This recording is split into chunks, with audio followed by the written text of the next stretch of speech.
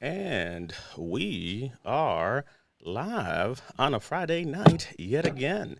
Welcome, everybody. Hello, my name is DP, founder of Veterans Network Champions Club. We're streaming across a few different places, so if you see us, you see the rolling ticker on top. Let us know the branch of service that you served in and the time that you were in. We're talking some VA claims, some workshops, some fun stuff, some announcements, a little bit of everything, but more importantly, I'm going to pass it over to the folks that are with me here in our virtual studio to say hello and introduce themselves. So we will go, ladies. Which way am I pointing first? Oops, that way.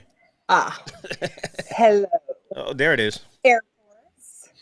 So I have two.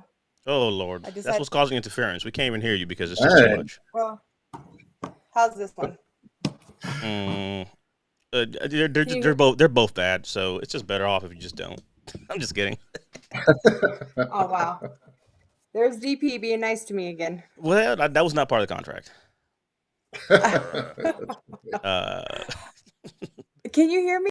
yes, yeah, we Yeah. can hear you. I'm just messing with you because you brought Oh, the you were microphones just out. messing with me. Okay, Hmm. because it looks like it's lagging on my part.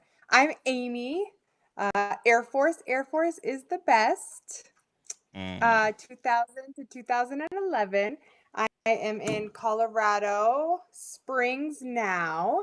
I've been in this space with DP since about 2019, helping veterans, and I'm happy to be here with you guys. It's been a little while. I think the last Friday Night Live, I was sick, so I wasn't here. So it's been a while since I've been on. Yeah. Well, we What's were up? in together in Colorado, so not too long ago, and then after Yeah. that, you were a little under the weather, so you had to watch us for a bit. Mhm. But Air Force is Mhm. in the building, so there's that part. Yeah, there you go. Air Force. Air Force is the best. I didn't say that on. Yeah, I didn't say that on Wednesday, and our OG Dennis missed it. He sent me Well, a lovely message, and he said, "Is everything okay?" And he said, "I wanted to check on you. I missed you. You were quiet. I didn't get to hear Air Force. Air Force is the best." And I was like, "Yeah, DP muted me." And he made it so I can't talk or turn on my camera these days. He just does that sometimes. no, that is not true at all. That is matter of fact, just and to atone for No, that, we'll give the people. Not only is Amy Air Force, Air Force is the best, but there's also her own theme song. So there Oh, you that's go. right. yes, yes. All I do is win. That's what I was doing. I was helping a client, Dennis. Yes, thank you. Yes, I did have a good win.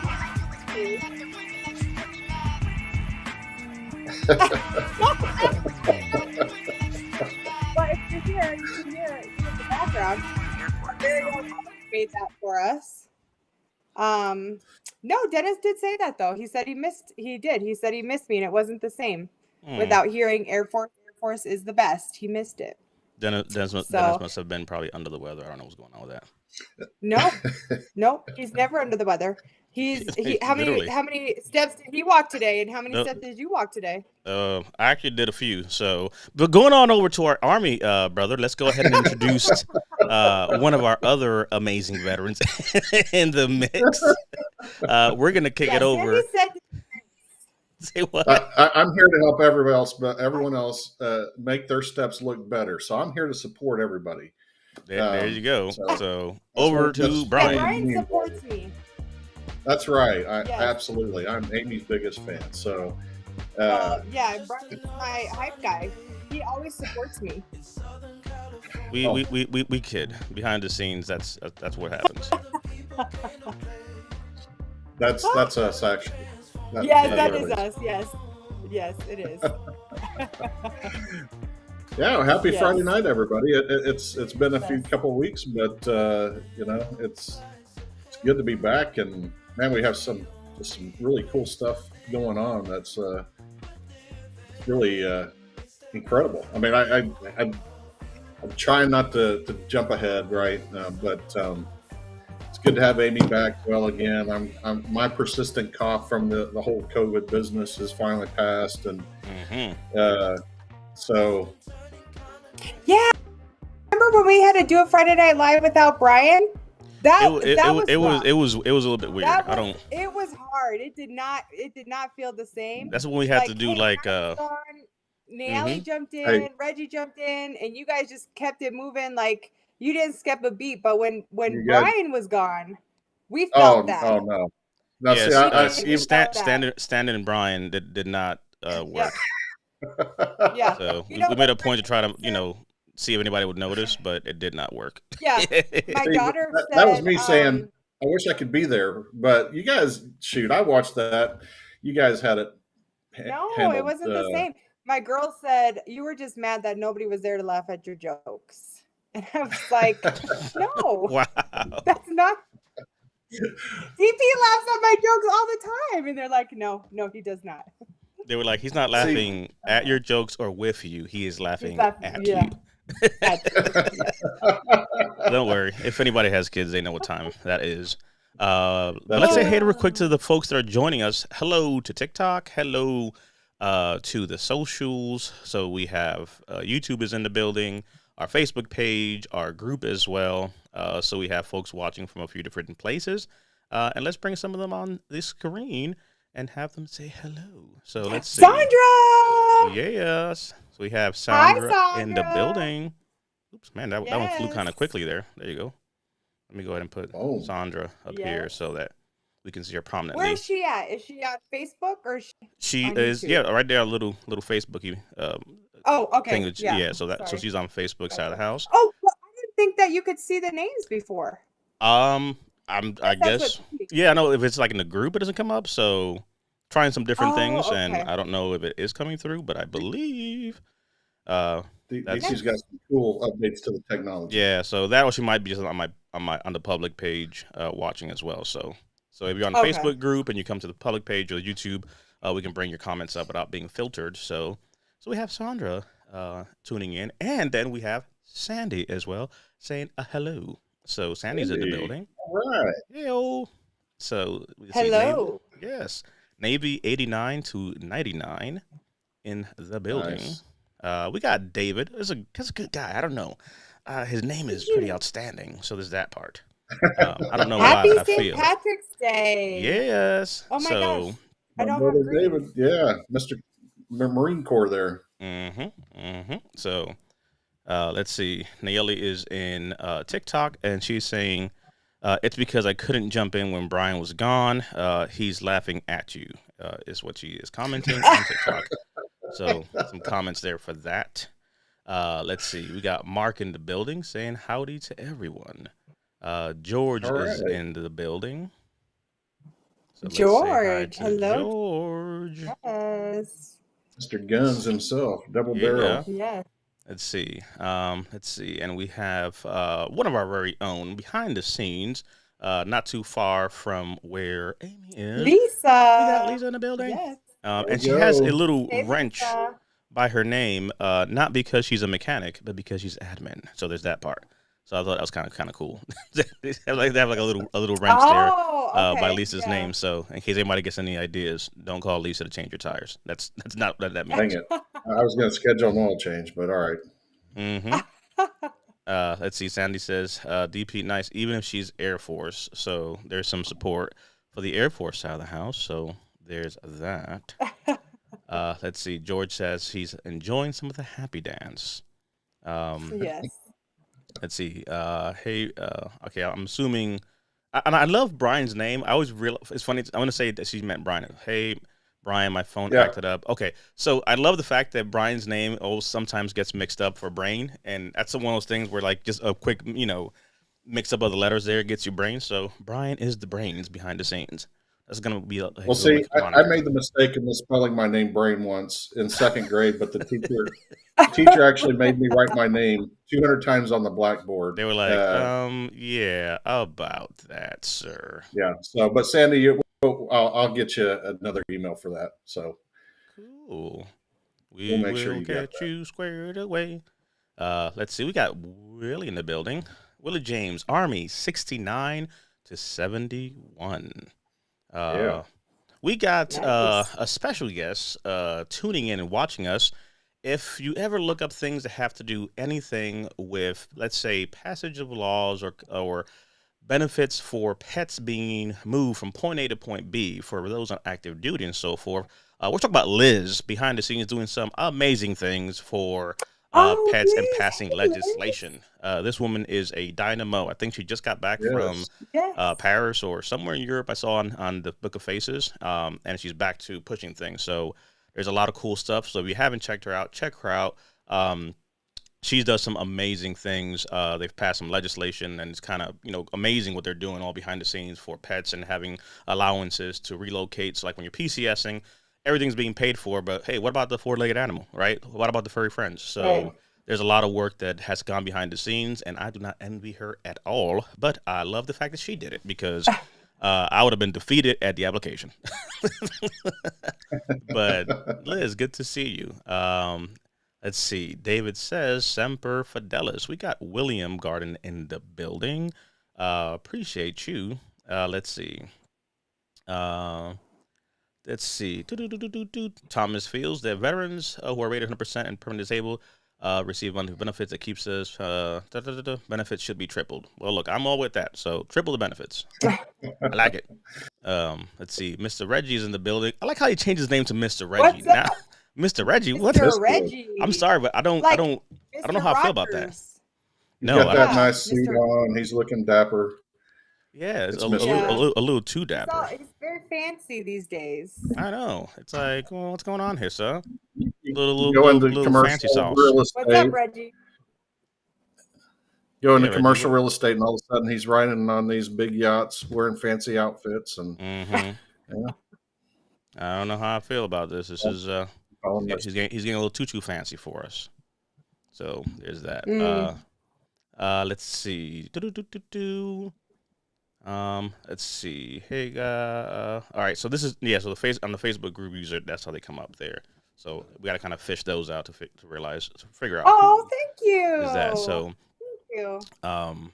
We got to figure out who's over here spreading these words. Hold on now. Hey, I think DP and I look beautiful too, though. So I know. I feel some kind of ways now. Oh, of course. Guess who that would be? Take a wild guess. You're scared of her. Out the bag. You're scared of her. Think the reason you avoid Slack. Oh, look at it disappearing. It's Carol.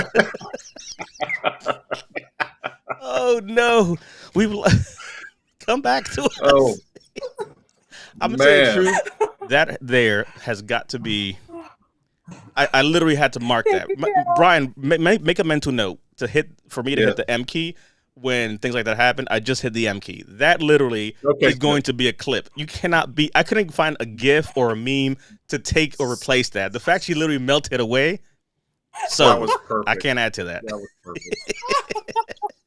Nice. Okay, so true confession. I did tell DP today. He validated me though. Mm-hmm. I said, look, last night I just went to work on my emails. She's been telling me about my emails. So Carol is my operations manager on my team. And she is always so pleasant. And she's like, just a friendly reminder, to check your emails, please. This is a friendly reminder to check your emails. And so yesterday I said, I'm not even going to check Slack. I'm going to do all my notes for my clients. And I'm not even going to go into Slack. I'm just going to go straight to my email, and I'm just going to knock out my emails. I don't know if she noticed yet, but I was scared, and I didn't even check Slack. I didn't even go into Slack today. He said, that's okay. I do the same thing. Hold on now. Don't pull me into this. I did not say that thing. No. Yes, he did. Yes, he did, Richa. So look, Carol, I'm not the only one. I'm not. So so DP does the same thing. He says, when you notice that I don't, I'm out of Slack. He's going to pull you in. What? What's happening? I don't know what is going on. Our audio is all acting up. Why? Like just randomly, he's going to keep talking. I'm just like this.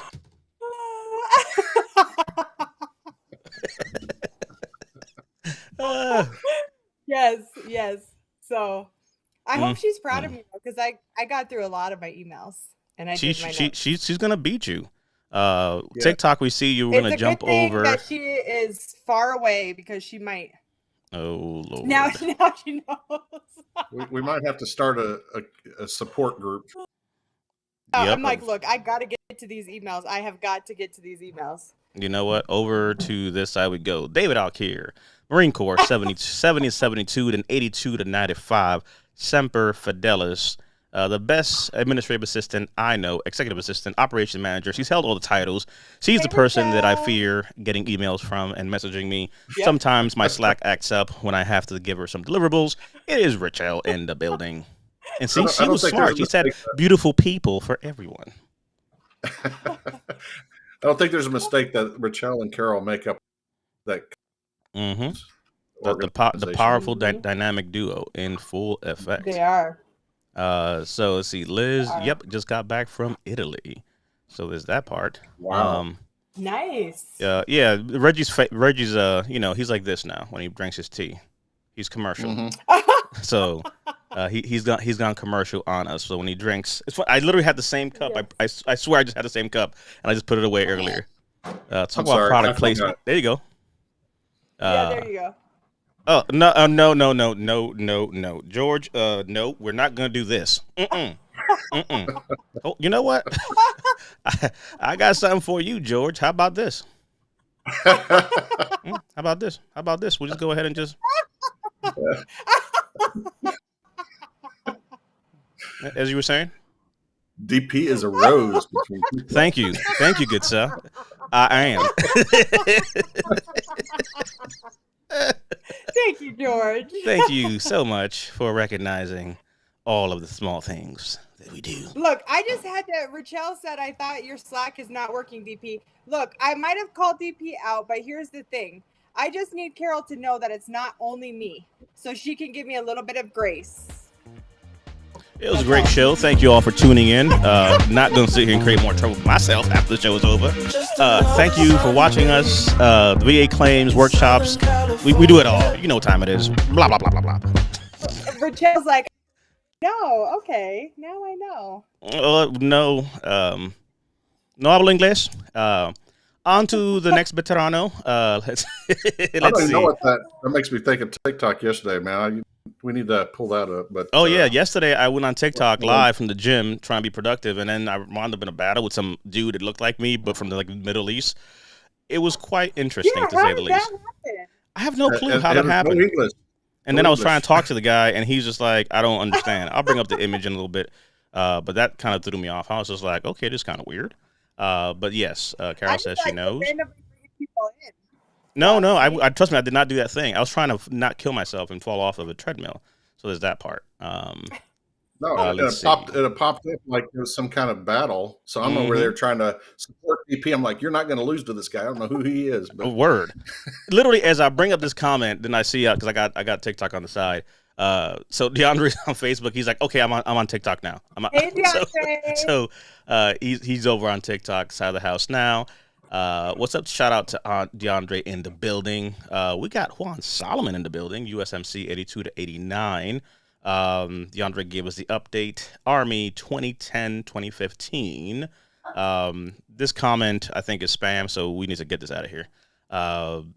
Slack wasn't working, so there's that part. Whoops.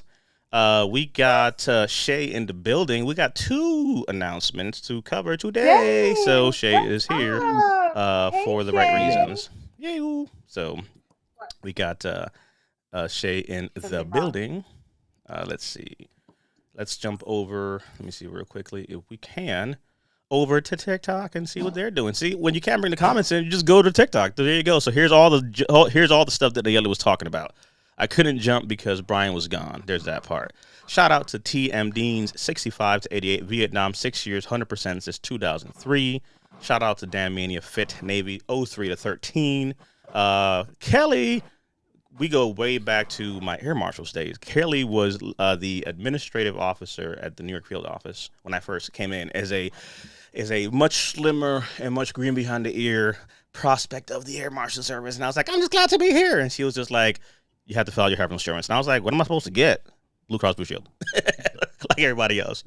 So shout out to you, Kelly. It's good seeing you. She's moved on to other greater things, but good to see you. Thanks for all I do, man. Look, it's these people here. I just click some buttons and try not to get beat up, even though I may not be here next time since the jig is up, and now Shay knows that, Richelle knows what's going on. So Richelle knows.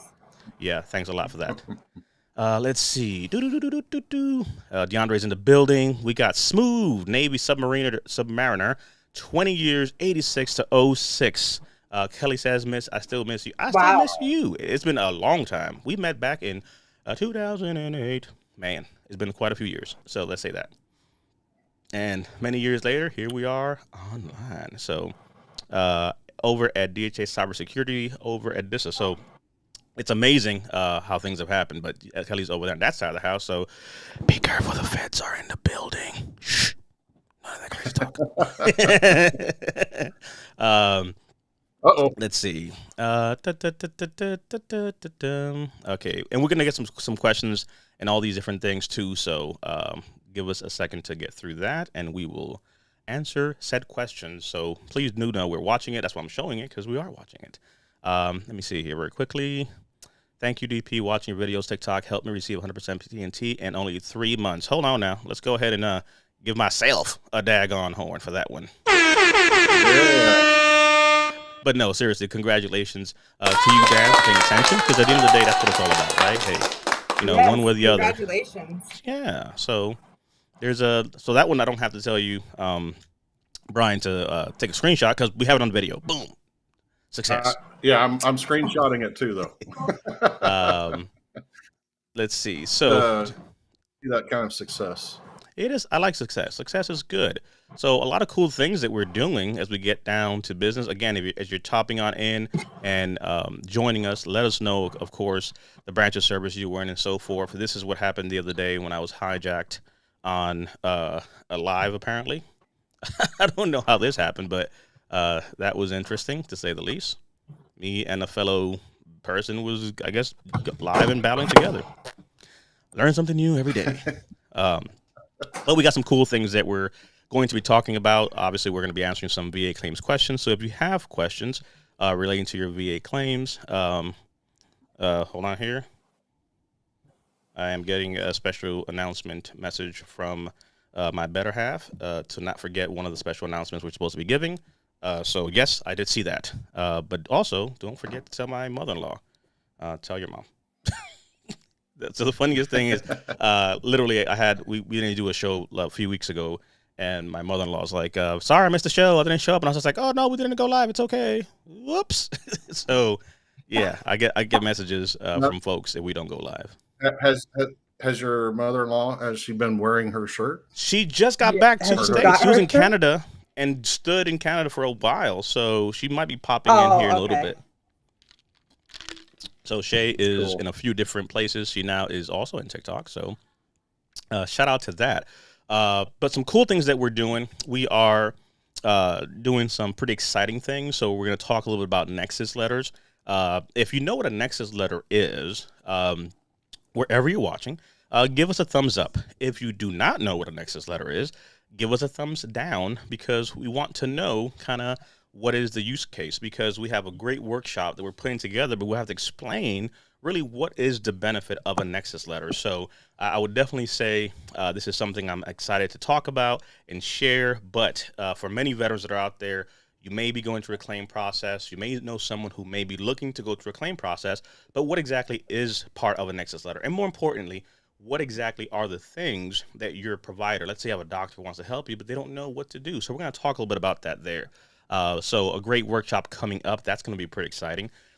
Questions related to VA claims. We're going to hit some of that. So again, if you're tuning in, say what's up. Let us know your branch of service. We are on TikTok. We are on YouTube. We are on LinkedIn. We are on Facebook. And we are on YouTube. So in many different places, and we're monitoring all the locations. And then we have some updates. But we actually have some pretty important stuff to discuss that I think is actually pretty cool. So let's start off with one of the first ones. In case we get cut off, there's a lot of bandwidth issues going on, especially in Colorado. It seems that someone has brought some additional hardware through the metal detectors. So I'm gonna kick it over to Amy because it seems to be there's some static on your side. So is there any metals or anything that is having like some shininess to it? I don't know. There's something going on your side, Amy. Please let us know what exactly is Yes. new with. Whoa, Jesus Christ, woman, slow that down. It's too bright. Yes. What are you showing? What is this? Virginia. What is this? What is this blingage you got going on here, ma'am? Yes. So Chris tell us, proposed to spill the news. Let the me. world know. Let me see if I can get it close up. No, My don't do it camera is, closer. like, super Like blurry. seriously, I'm already ready Oh. for my eyes. I don't need more. It's too blind. It's too shiny. The electricity in my house just started going. Oh God, it's too much. I can't. So Beautiful. what is that, man? It looks to Um, me like someone gave a ring to you. What are He we put looking a at? ring on it. Yes, Hello. he did. So No, Man, it yeah. was super sweet. So he surprised me, and it was perfect. It was beautiful. It was my birthday, so he had told me, you know, because I don't like to leave my house, and so he said, "You told me to give you 2 days. I'm giving you 5 days. We're gonna go somewhere nice for your birthday." And so we went to a restaurant, and he had contacted some of my best friends, and actually Dr. Hunter and her family flew in to surprise me, and then my best friend Nancy, the godmother of my children, and her husband, godfather, and their kids, and my son and his beautiful girlfriend, and my kids, and Sophia and her kids, and my hairdresser actually. And then so he planned this whole thing, and so when I got there, I was surprised by everybody in there. And then in the middle of dinner, he proposed to me.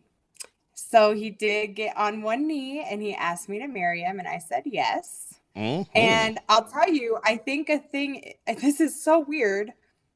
My mom asked me, like, maybe 2 days later, did you guys set a date? And I was thinking, this literally just happened. You know, like, oh, we haven't even talked about it. There's been a lot of stuff going on. And then so he actually just bought a house. And so today we were running around a little bit earlier, and I think 4 people asked us, like, what's the date? So I don't know. I think it's a thing. Like when you say you're engaged, people say, when are you getting married? So every time it happens, Yeah. Goodness gracious. Dios mío. So is that a new planet in the solar system? Or Like what? seriously, it's like a whole. Oh my goodness, what is going on here? Yeah. And I'll tell you I what. guess So, that's a thing. what's that? The whole, like, when's the dates I happen? guess, yeah. Every time somebody asks us, we laugh. And, excuse me. And we're like, I guess it's a thing. I guess we should. We hadn't. I mean, not like we hadn't thought about it, but we hadn't really thought about, like, okay, let's nail down a specific date. Yeah. So I'll tell you. I'll just show It that was one. exciting. I won't show the other it's pictures. very sweet. But I will say, in all those pictures, I can't decide who actually is smiling harder, because that one in the black and white, I think, is the favorite one I have, where it's almost like he has that look where he's kind of looking at everybody. He's just like, you see it. I like this, so I put it. Yeah, but So we may share that later, but we ain't gonna put Chris on TV right now. We ain't gonna do that. But that ring though, that we showed that one, man. That kind of blinded me a little He bit. did So good. It was really sweet. It was perfect. It was perfect. He did a fantastic job, and he got a really cool. He actually got me 2 cakes. He got me one for my birthday, and then one for it says she said yes after. And I guess he said he was nervous. I didn't know that he was nervous. I would have never known. And actually, Sandra said today, he sounds like the way I guess, like the way that I sent her the video too. And she said he does sound like an attorney. But yeah, so it was exciting. It was super exciting. Very sweet. It was just perfect. It was perfect.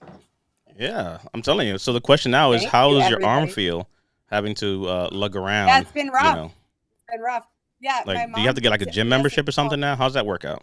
Right, right. Yeah. So I have to switch it out so that more than the other. My mom said, she called and she was like, how are you doing? And I was like, good. And she's like, how are you feeling? And I was like, good. Good. She's like, just wondering with that, like if you're having a hard time with your arm these days. And I was like, oh yes. Mm, mm, But no, mm. he did very good. It is beautiful. No, and I think So that again, well, one officially, congratulations for that. thank you. So, actually, just in time. So there's Rachel. My daughter's like totally mimicking me over here. Oh, of course. Come on now. Oh, there she is. There is the veteran grandma. So she has. Hopefully, she found her sweater. Thank you. Did you find your Yes. sweater? Because she left for the holidays, and she literally just got home last week. I'm like, how is this Christmas? Oh, She wow. just every other week it was like, yeah, I'm gonna switch the flight. I'm like, I think after like the seventh reschedule, they're gonna charge you. But she made it back, so I believe she should have found her sweater. So there's that part. Well, I Um, hope she has a good continuing Christmas then, because it's not over yet. Seriously. Um, so that's some of the cool things that are taking place. But officially, congratulations to you, Thank ma'am. you. So that's actually Thank something you pretty very much. cool because, and I think, and we could, Yes. and that's another thing we talked about kind of briefly. But when you're looking at, especially folks like in the veteran space, we can't ignore the fact that we deal with our own things differently. And it's almost like, hey, we have to learn to give ourselves a little bit of grace, right? Like just because other people, propose and may have a date set up tomorrow, that's not the journey for us. Like I'm not saying that we can't aspire to have good things or have good fortune or have good moments. Like we deserve to have a few sunny days, even if they're all cloudy for the most part. However, it has to happen in a way that makes sense to us, and that may not make sense for other people, and that's quite fine. Ultimately, it's your journey. It's you and Chris, for example, that are going to go through this process, and when you're good and ready to set a date, you're going to set a date, and you'll do your thing. So, it's not easy for, I guess, folks to understand that, hey, we're starting already from kind of a different place, right? Because of the things we've been through, because of our background. Again, we're not dismissing that conversation, and these are things that we've talked about, behind the scenes, where it's like, hey, how do you traverse life with mental health conditions? How do you traverse life with Right. PTSD? Like, we default to the negative. We default to the I don't deserve good things. And I think having a community where we can at least celebrate each other, hold each other up, and even the fact of like, hey, Brian might be having a moment. It's like, all right, get it all out. All right, you good now? Back in the fight. Like we're not diminishing people's realities, but we have to also create a space for people to let it out. It's going to be normal to have jitters and have second thoughts and get cold feet. If you're a veteran, you might not be able to get a claim for that, but you might have drop feet, and that might be another conversation. So there's that part. Right. So I So will say that Chris is not a veteran. His dad was his dad is a veteran. His dad is actually a Purple Heart recipient. He was in Vietnam. But what's interesting is, and he always tunes in and he watches, the shows pretty much anytime we do Friday Night Lives, and you guys got to meet him when you guys came to Colorado. What's interesting about him, and a lot of people will say, it takes a veteran to know a veteran. It takes a veteran to understand a veteran or whatever. Mm-hmm. And I have to say that he is the most patient person. He'll say he's not patient, and he says he's not, but he is a very, very patient person. And so he probably didn't realize how patient he was going to have to be. Mm-hmm. Just being super extra right now. Mm-hmm. But I'm telling you, he is the most patient person because, we as veterans, we do get very stuck in our ways, and we're very hard-headed, and I very much am, and very stubborn, and just with my past, I'm very, nope, this is how it's got to be, and this is how it is, and it was a total 360 for him. Absolutely not Mm-hmm. something that is used to. And definitely was hard, you know, like he really gave me a lot of grace when it came to being patient with how things were. Yeah, Nia said he gives me too much grace. So he he does, though. He gives me a lot of grace. My little quirks. And it's funny because he'll say he's not a patient person. I'm like, oh, he's the most patient person. He's so patient. You know, I mean, we've been together since like last November. And he's just super okay. I mean, I think like he will say watching these sometimes and hearing, listening, you know, it helps him understand sort of where maybe I'm coming from. It helps him understand sort of why I'm the way that I am, because he hears about it, or he hears, you know, us in general speak about it. So that probably helps, but it's a unique situation for somebody that isn't a veteran, hasn't really been around veterans or the military much at all. He was so willing to understand and really listen to understand, and wanted to learn and wanted to understand, and he did, yeah. And so he's been really, really patient with me. So I'm very thankful for that. Well, not like I said, not only thankful, but goodness gracious. I know, right? Like he's a lawyer and a bodybuilder. Apparently, lugging around that rock all night. God, I know he felt the weight come off his shoulder when he put that stuff on you. It was like you were like, I do. Your hand was like plunk. But so as you can tell, right, the VNCC family on our side of the house, we pride ourselves in having community, and the fact that all you watching in some shape, fashion, or form are part of it. Whether you're working with us directly, whether you're part of our social media following, whether you tune in and watch us, there's so many ways to be a part of what we're doing, obviously. And we want to celebrate the good things, right? These are moments I think have to be shared because hopefully it gives someone motivation, right? We make no, we share our truth and our reality of the things that we've been through. But a few reasons for that also comes into the fact that, you know, would I ever be able to have a relationship as a veteran with PTSD in my background, with MST in my background, with trust issues in my background, with all these things that says I cannot experience relationship because of the things I've been with, and I have just too much of a curve or journey to get over. The fact is, it's not going to be a rosy road. It won't be easy, but there's hope. It is possible, and it's not saying that things are going to be perfect, you know, immediately. But if I can show up and do this, that means someone out there with an idea to do something can do something. If Amy can say I do and try to go down this journey and understand that, hey, this is happening, it's like, hey, give yourself grace, give yourself time, right? Go through the process because, you know, there's a few sunny days out there for us and maybe another one after that. So the point is sharing these things hopefully gives someone encouragement that, you know, because again, you've been divorced and you talk about these publicly. So it's not like, oh my goodness, don't get herself. Like, no, the fact is, you know, can you come back from divorce?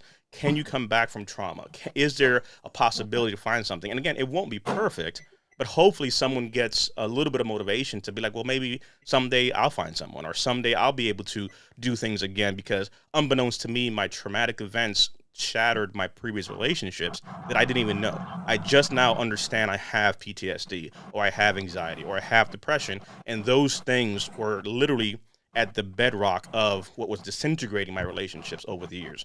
Again, I'm not healed completely perfect today, but at least now it's like, hey, you want to join me on this roller coaster, understand it's a work in progress, right?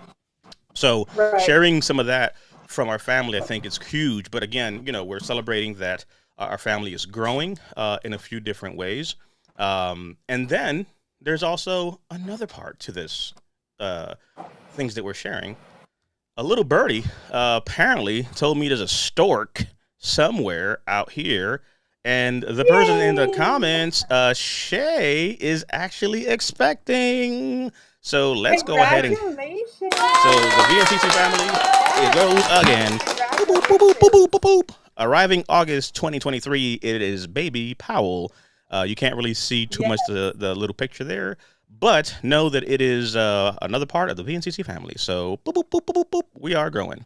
So Those in the chat there can see that. So we have an engagement. We have babies on the way. So, well, a baby on this one. Let me not say babies because mess around and her better half's going to be like, wait, what? I always saw one baby. Dang it. I didn't really expect twins. So, Yes. so that is literally what is on the road. And just for those seeing there, so Shay is over there on a TikTok saying, "It is me." So yes, it is. Yes.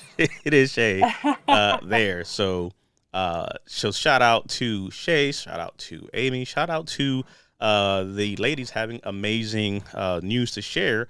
Because again, I think that's the stuff where it's like, look, there's a lot of negativity in the world, but for just 1 second, let's try to focus and share something positive, right? Something I think that's good. And again, for some folks that may be out there, like maybe never me or whatever, you never know. So 2 good updates there. There are not so much VA claims related, but they're part of the VNCC, family. So we want to share that.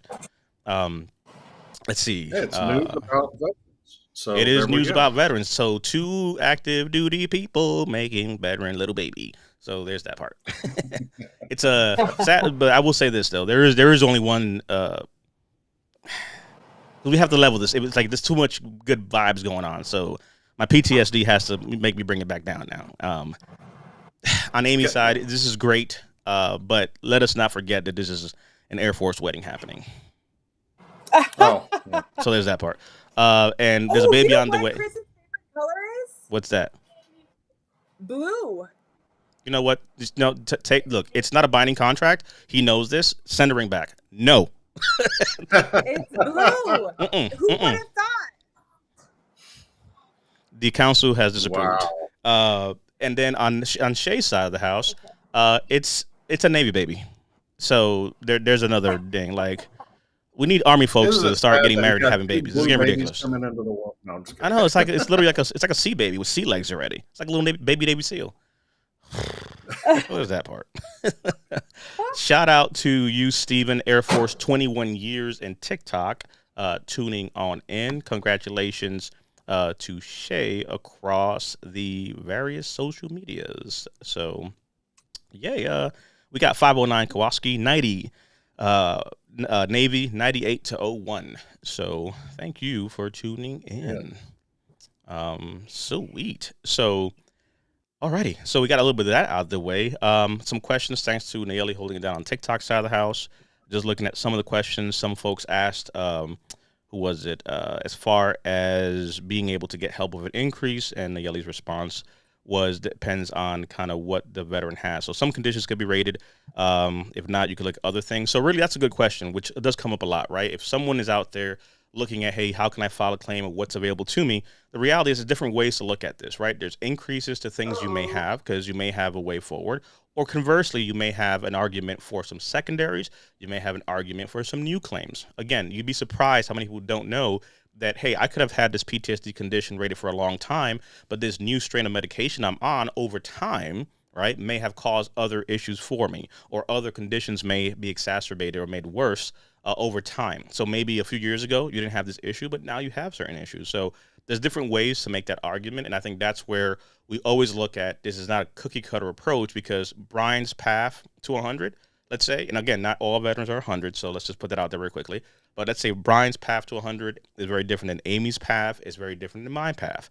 On Amy's side of the house, we had to pretty much threaten her with violence to go ahead and put her claim in. But that's neither here nor there. Yeah. So that's one good question that came up there. Jonathan McCrae, too, on TikTok side of the house. What's going on? So we're really excited because we actually have some pretty cool things that are coming up. We asked a question a few minutes ago about Nexus letters. And this is one of the things that I think comes in really handy when we begin to talk about what exactly is required for a veteran to be successful. One of the things that we touch on a lot that I think people at times miss is just what's even the basic requirements to file a successful claim. We talk about, in-service events or stressor and whatnot, and we talk about diagnoses, but we also look at this part here, which is and I'll put it over here so I don't, overshadow our our lady over here with the bling bling on. But when we're looking at, an in-service connection, or we're looking at a current diagnosis, the longer you've been out of service, the harder at times it becomes to make the argument. So that nexus, right, all it means is that connection, right? This is the collusive triangle. We reference it a lot when we talk about what's needed for service connection. So current diagnosis, in-service event or incident or aggravation, and then the nexus. And really what the nexus means is this. Let's take two examples. Brian, for example, has left service, and he develops conditions he wants to file for. The fact is, his argument is pretty straightforward because he literally just got out of service a month ago. So his IBS, his migraine, his mental health conditions are all pretty much easy to point to say, well, you just got out of service. Like, where else would it happen, right? Conversely, you can have an instance where, let's say, Amy, on the other hand, files similar claims, but she waited 5, 10, 15, 20 years. Her argument is valid, but because it's been so long, it now becomes one of those things of like, wait a second, is it caused by service or is it other conditions? Anyone hearing this or watching this on a replay, has this ever happened to you? Have you ever had an instance where you filed a claim and the VA says, we recognize, Amy, that you have depression and you have a back condition, but you're denied. We recognize you have a disability, but you're denied. AKA, yes, you have a disability, but it's not our fault. It's not our responsibility to pay. It's not our situation. So with that happens, what's lacking then is a service connection link there, that nexus, right? Because how do you make the argument? So think of this.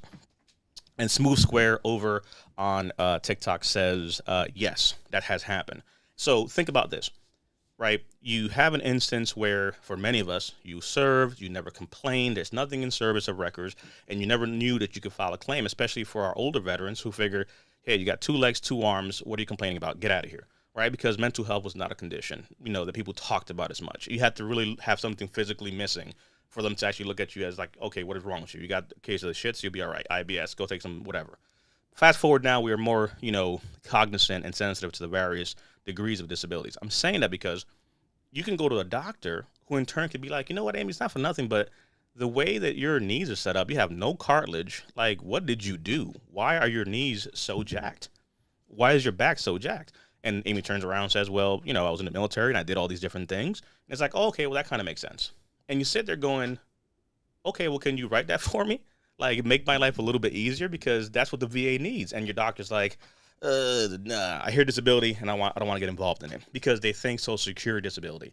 They think their license. They think all these things that it's just fear and ignorance. So the problem with a veteran is they don't know how to explain to their provider what exactly is needed to be successful to have this conversation with their provider to help them with the medical evidence. Because here's the reality. You may have never complained in service, but your doctor's looking at you with your x-ray saying, you know what, for example, to Smooth Square's point there, we said, yes, looking at your x-rays, you must have fallen off a truck or a plane or been hit by something, because this level of damage isn't normal for your age, et cetera, et cetera. And you're like, actually, yes, it was because of service. And you're like, can you please write that somewhere? Because that'll help a lot because I never complained in service. And they're like, about that, I don't feel comfortable because they don't know. And you don't know how to explain to them what you actually need or what is it required for a nexus letter or an opinion. It's not, hey, this is something that's putting your license in jeopardy or anything like that. It's not a Social Security disability thing. It's a VA thing. It's an opinion to help strengthen the argument that at times is lacking in your medical evidence. So this is what prompted us to go ahead and actually make a point to put together a workshop because the question has come up quite a times. So next Saturday, not tomorrow, we're actually kicking off the Nexus letter, the key to winning your VA claim, which is a huge accomplishment because, again, when we start to look at things like this, I don't think veterans understand to a good degree just how important this is. So we're going over a lot of different things for this workshop. This, for example, here is one of is the workbook that comes with the workshop. I'm pulling it up just to be able to give you kind of an idea of the road ahead. So this document's going with the class, but things like this, right? So I think about this. We just talked about the biggest issues we have when we're trying to make the argument for our VA claim. We've been denied. So let's talk about what is a Nexus letter. And again, this workshop is 2 hours. We're going to spend some time in there in Q&A for an hour plus more, but we're going over that. Gathering evidence for your Nexus letter. How do you gather evidence? How do you gather evidence? going to your doctor, getting the support you need to help put those things together, right? Then understanding how do you prepare said nexus letter, because you're helping your doctor help you at the end of the day, right? So instead of going through this whole thing of they wrote something, but it was missing certain key things that should go in that nexus letter, we're going to talk about that, right? Common mistakes to avoid, because we've been in this space for quite a bit. We've seen a lot of wins. We've seen a lot of losses. We've seen a lot of veterans with some issues. So if you're following on TikTok, look at the follower count. Look at people saying what they're saying. We kind of know a thing or two about this. And we've seen a lot of things that's like, I would not have done that. So mistakes to avoid, right? After the nexus letter is submitted, then what do you do? That's a big one, right? And then from there, we're going to talk about conclusion. We're going to have some bonus resources. And then there's also some sample nexus letters, so you know kind of how to put it together. So looking at what this is really going to go down to, the link to this is, if you're on TikTok, the link is in bio. Link is in the chat as well, so you can go and check the page here out. But again, if you're struggling in any shape, fashion, or form to make the connection between your condition and military service, this is the course for you. This is the workshop you want to attend. And just put it how it is. The people have asked this question many times. It is literally $97 for a workshop with all this resource, myself, the team. It's in Zoom, private class. We're literally going to sit there with you as long as it takes for you to understand what we're doing. Most nexus letters of these organizations out here are going to charge you anywhere from $600 to $2,000. We know veterans who spend tens of thousands of dollars trying to get medical nexus letters to help win a claim, and they didn't even know what they were doing. We have veterans who literally have reached out to organizations to try to get support, only to be met with attitude and be met with just emails and no one to actually talk to you. Like, I'm paying you for a service. I'm paying you $600, $700, $800, $1,000 for you to help me finally win this claim. And I can't even ask you a question without you giving me attitude because I'm asking you something. Like, what is the world coming to? I talk to my doctor. He can't help me. I make an email to one of these providers out here, and what they give me? A whole bunch of, back and forth and attitude. So before you go do business with someone or spend $500, spend $97, learn all about nexus letters, get some templates, know what to ask, know what a right nexus letter looks like, and have at least the experience to know what you need to know. Because at the end of the day, if you're paying someone for something, guess what? It didn't work. We have veterans who've paid for letters and they still got denied. So now you're sitting there denied and out of how much money you spent on that. So the whole point here is education, being able to do this. The workshop, we're going to do another one next month. So we're kind of rotating them every, so we're doing the Nexus letter this month, next Saturday. If you can't attend it, it'll be recorded as well. So you'll also be able to watch on the replay too, because we know sometimes life happens. So it's a live event. It'll be in Zoom. You have all those resources. If for whatever reason you can't make it, we'll have the replay for you as well. And of course, we'll work it out there. If anything happens, we can bring you back in for the next one for the Q&A, because we want to make sure you have the ability to ask your questions. So, the whole point here is to make sure we square you guys away and help you all. But I will say for sure that trying to, create these offerings for our veterans is based off the questions we're getting constantly. So this, again, I think for sure it's based off so much work that we put into this. But there's a problem. You're being denied, point blank.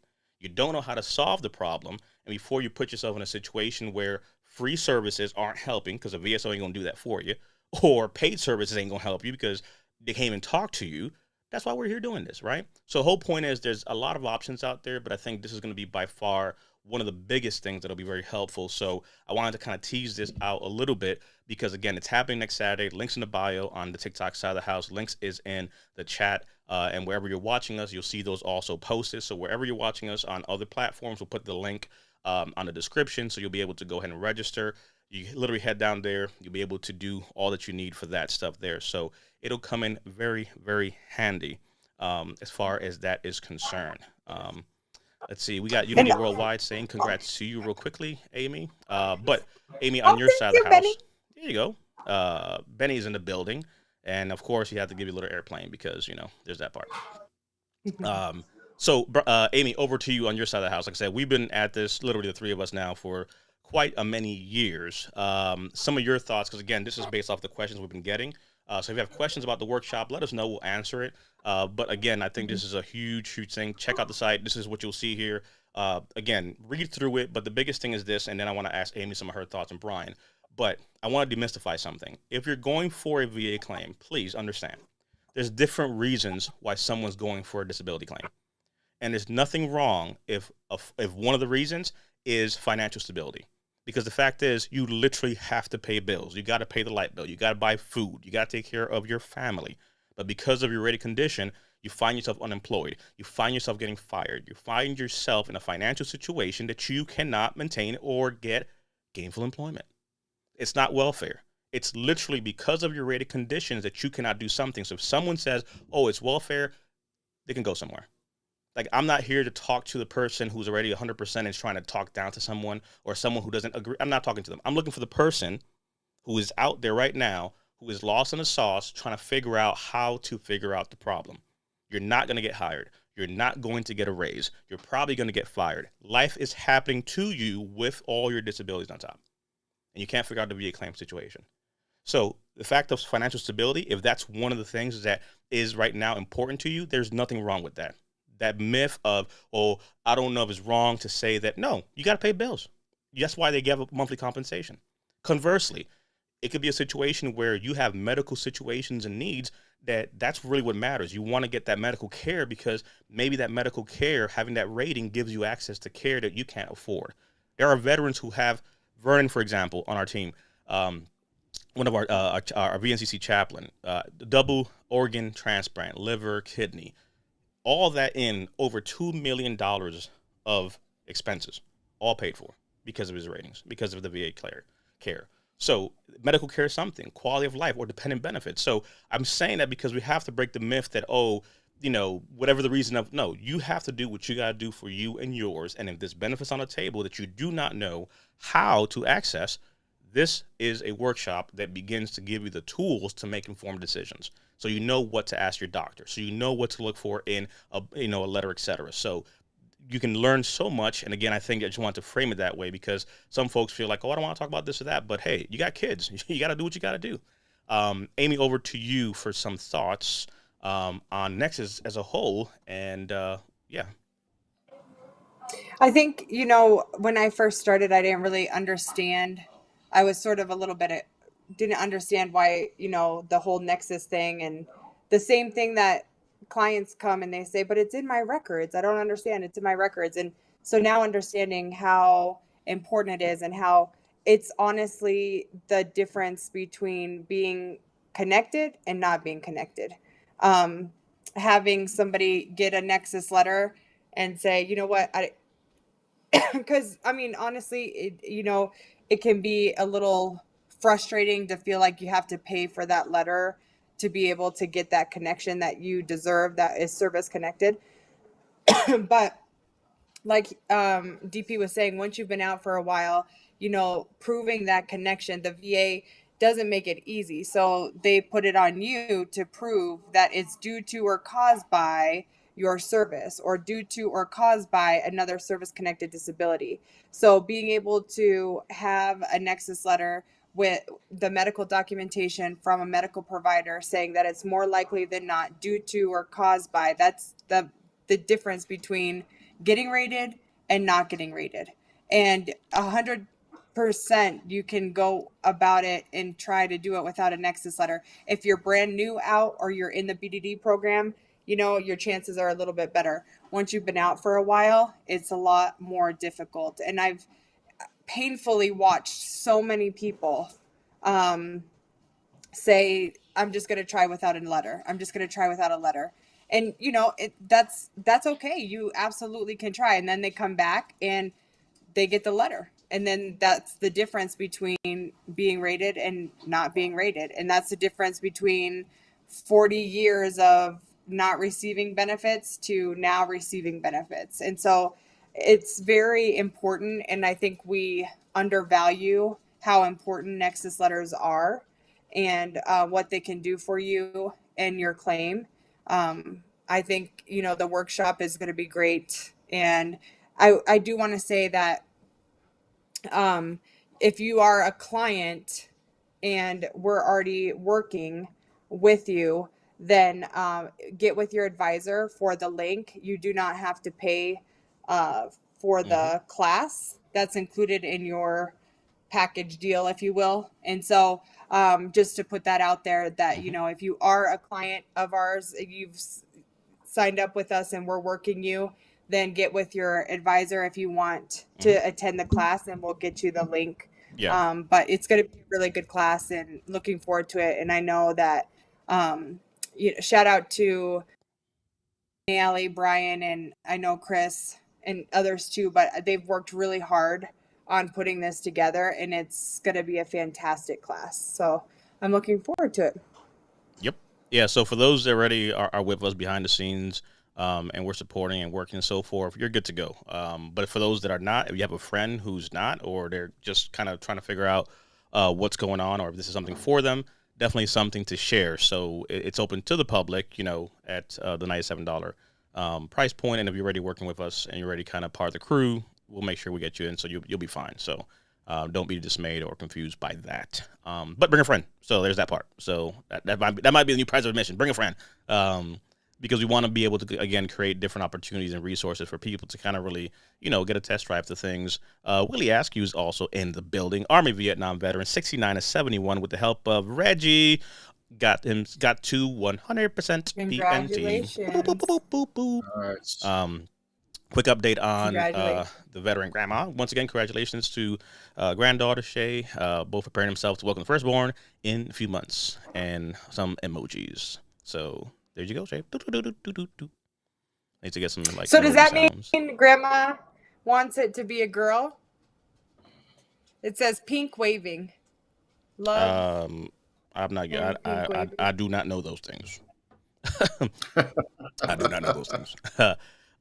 One good question that came up that Naila was answering as well.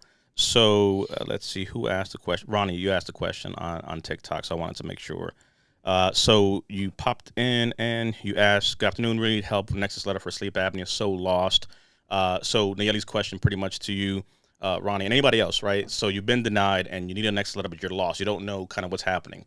Back to this. I think that's the key part of, yes, a Nexus letter can be very effective for a supplemental claim. Again, you've been denied. So when Nayeli's saying, or we're saying, for example, we have to see what was the denial, that's going to help the argument, right? If it's a service connection thing, now we know, okay, hey, we're making the connection has to be this way. Or if it's a diagnosis thing, be surprised. You have some veterans who file for a claim. I just talked to somebody earlier on YouTube who was denied for PTSD, but they had a diagnosis of depression, and the examiner, the CMP, said depression, and nowhere was there PTSD either diagnosed or claimed, and the person was denied for PTSD because they just wanted to add it to. So you have to understand how we go through this process. So understanding the denial letter gives us, okay, now we know what's missing to be able to respond in kind, because that denial letter will tell us if it's the diagnosis situation, if it's a service connection situation, or the symptoms, etc. So those are some different things to look at.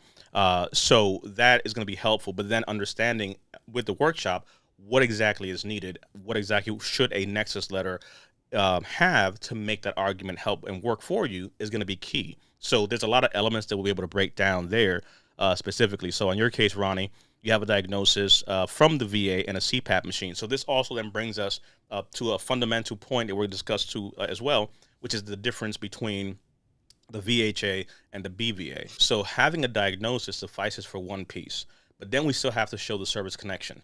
So the fact that the VA has given you a CPAP and has diagnosed you is one of the three parts of the Kaluza triangle that we showed earlier, right? You have to have a diagnosis, you have to have a in-service event or stressor pointing to how I'm connecting this back, whether it is direct to service or something else has caused it, right? So there's different ways to connect this. So I'm not going to get too into the weeds there, but there's so many ways to do it to kind of make an argument where it could be direct to service, it could be a secondary to something else, how something caused something.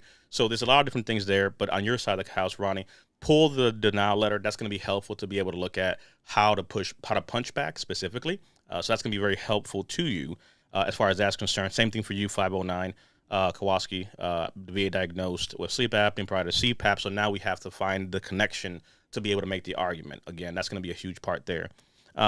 So as far as, no, so not so much that, it doesn't have to be a VA doctor, it could be a private provider as well to be able to do that.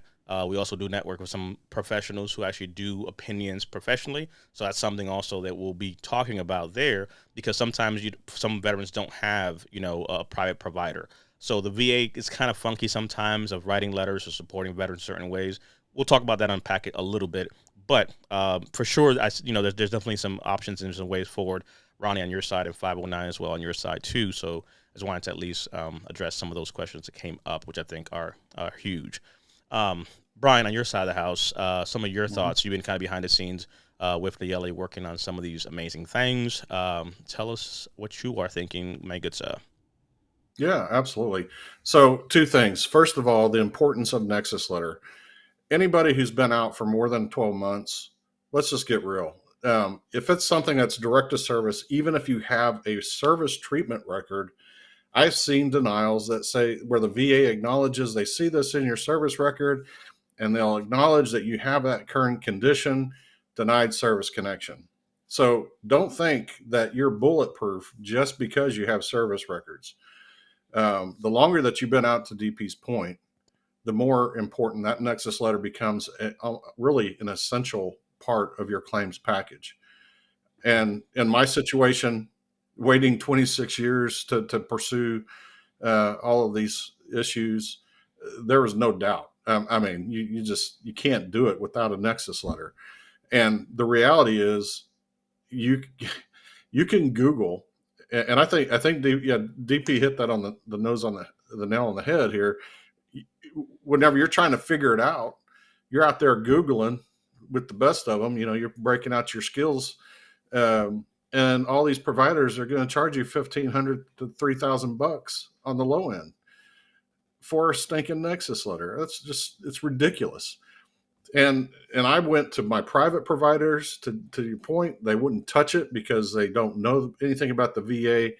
And I found out later other providers were thinking that they had to be certified like you have to do with Social Security, which isn't the case. So that's another reason why this Nexus Letter workshop is not just for the veterans. This is actually for medical providers as well, because the reality is you don't have to be certified with any special organization to be able to support a veteran and write a Nexus Letter in support of their disability claim.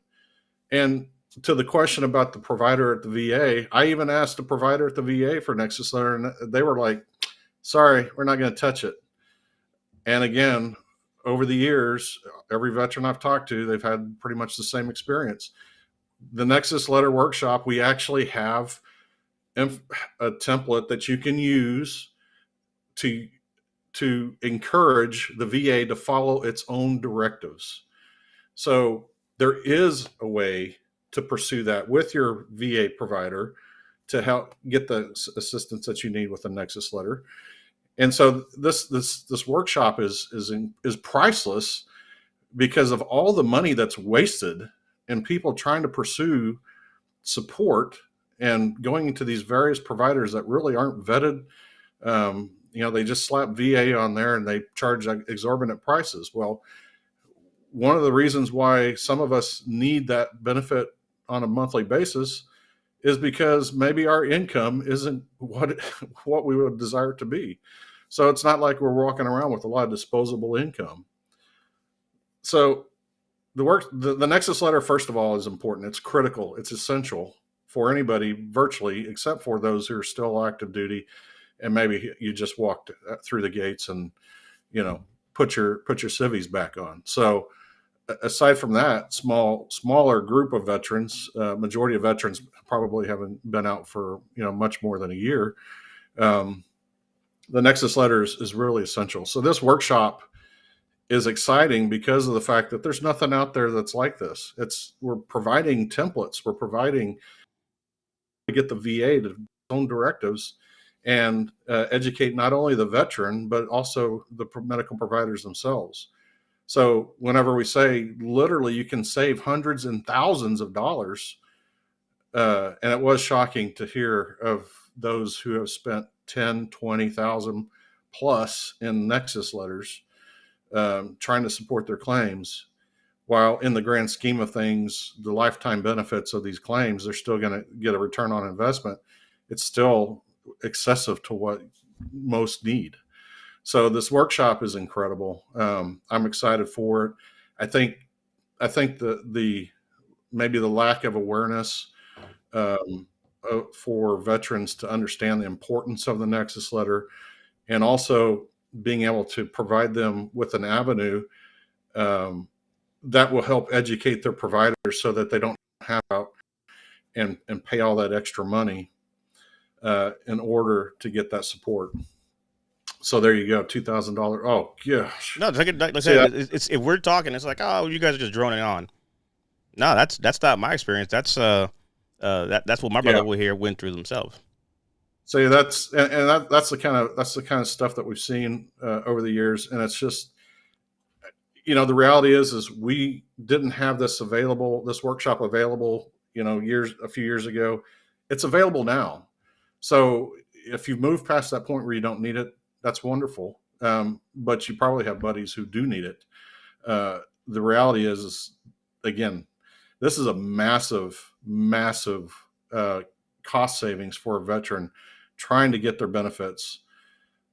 And the workshop is the fact that you're walking away with the workbook with these templates that you can go and show provider and also take notes, get your questions answered.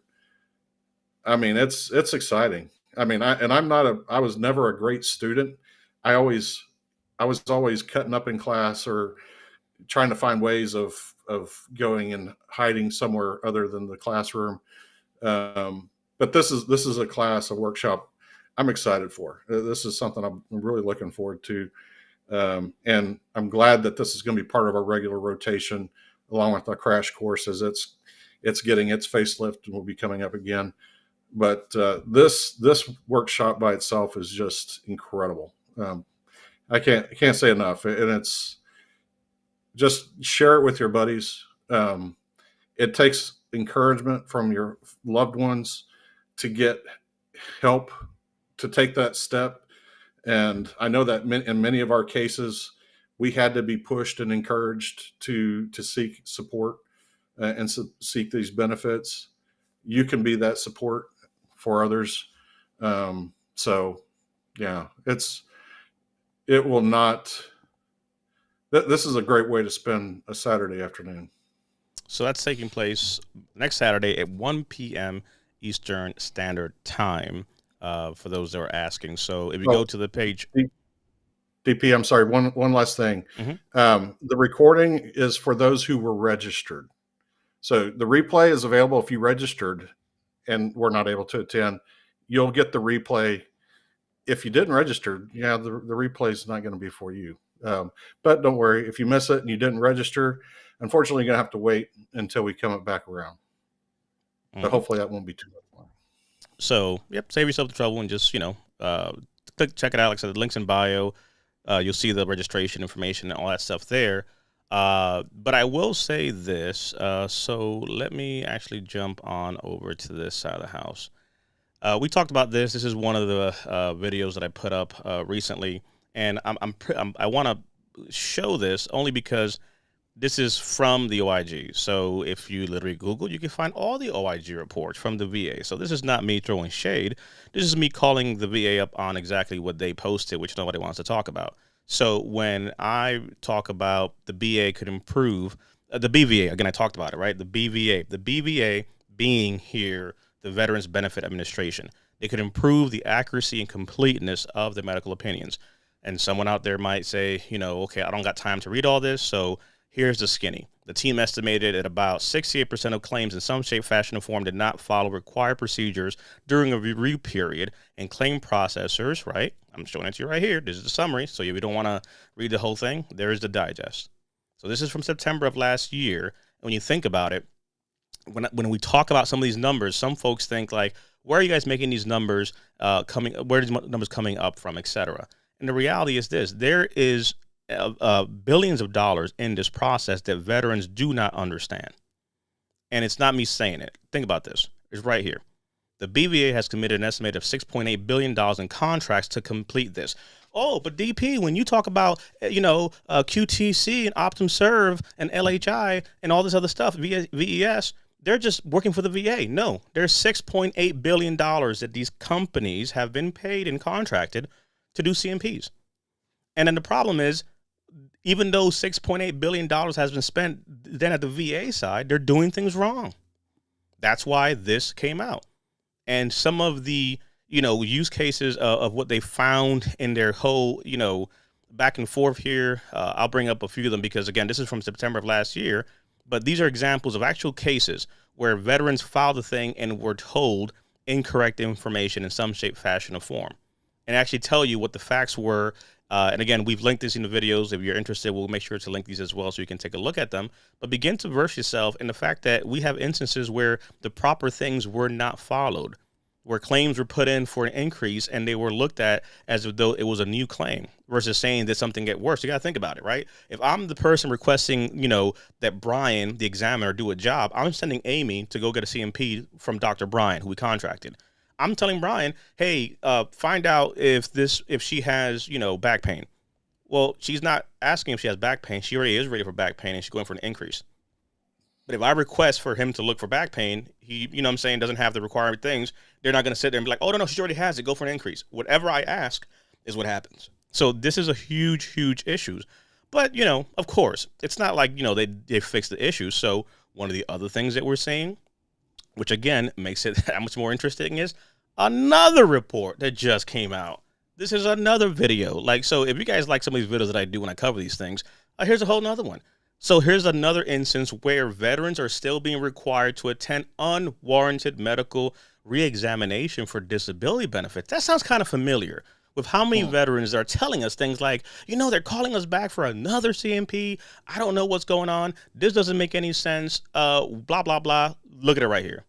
OIG found that the VVA, and I love how they write this, you can reduce the fact that you're messing up, because what's happening is there is unwarranted medical examination. VVA staff completing rating decisions for benefits may enter after approximate examination control and dates in the target system. So basically, they're finding instances here where 66, again, I'm not making these numbers up, I'm just reading it verbatim.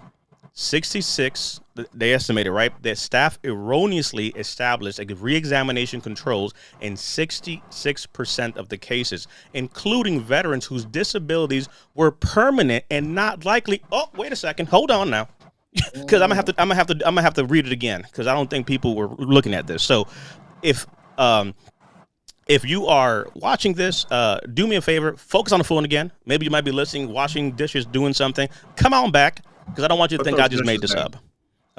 So let's look at this again. This is the summary right here, right? The review. Okay, and again, I'm reading from the OIG. This just came out March 16. Veterans are being required to attend unwarranted medical reexamination for disability benefits. DP, why are they calling me back in again? I'm 100% PNT. They want to see me again. I don't understand. Do I need to submit? No, they are wrong. Here it is.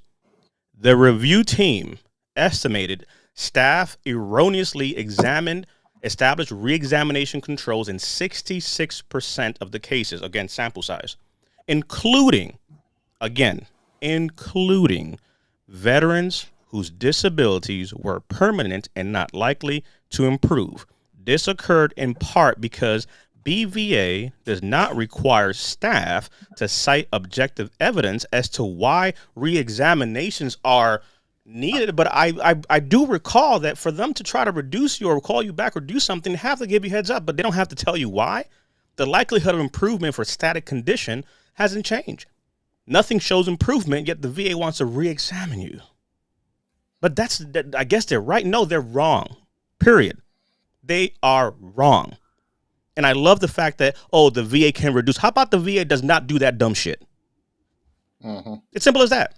So when we're talking about these things, think about it. I'm not against good actors in the space. But what I am against is when people think that the system is designed to help you, and I'm showing you, right there, that the system is getting it wrong.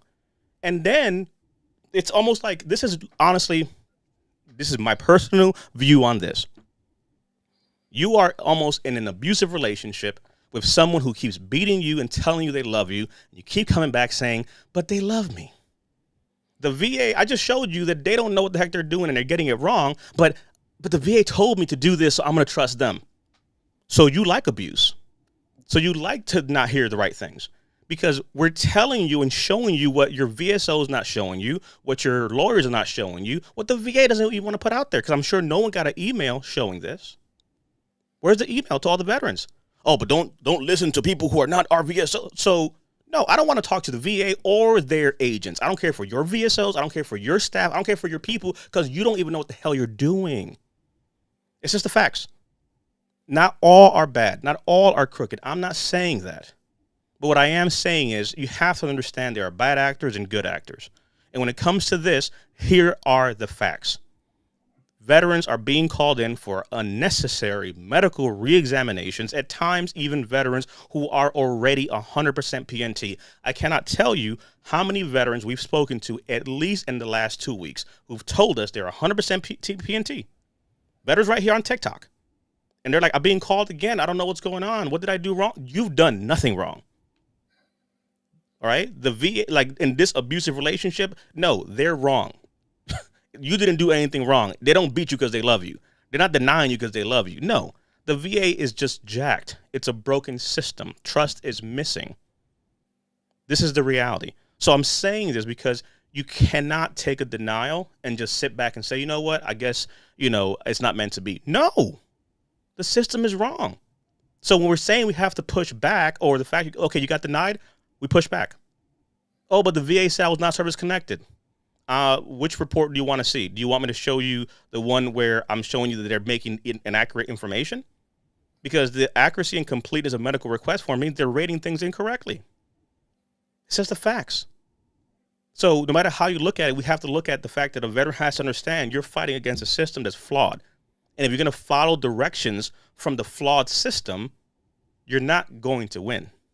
You have to think outside the box.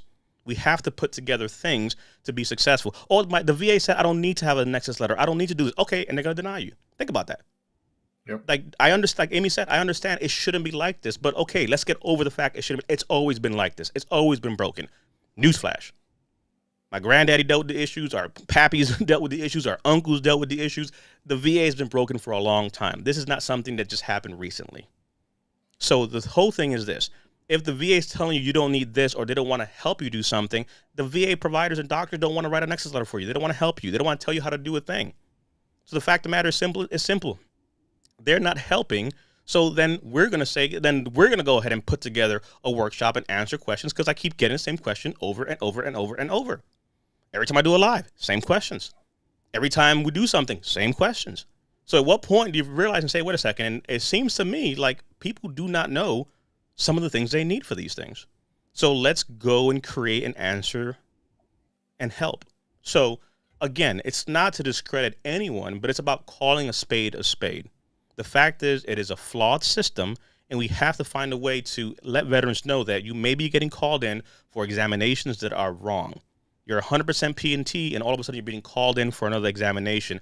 Things shouldn't go that way. So we have to be ready for what's happening. We shouldn't have to fight for these benefits, but it is what it is. But luckily, we come from a fighting culture. We come from warfare. This ain't the Boy Scouts. This ain't the Girl Scouts. We ain't selling cookies on the corner. All right? We may not be who we used to be, but warfare is something that we all signed up to do. Sadly, we have to go sometimes to war with the system that doesn't understand what they were supposed to do. And it's cute that the VA has changed their mission statement to now go from to care for those that to now to the widows and to the caretaker. Update the name all you want. Bruce Lee said it best. Boards don't hit back.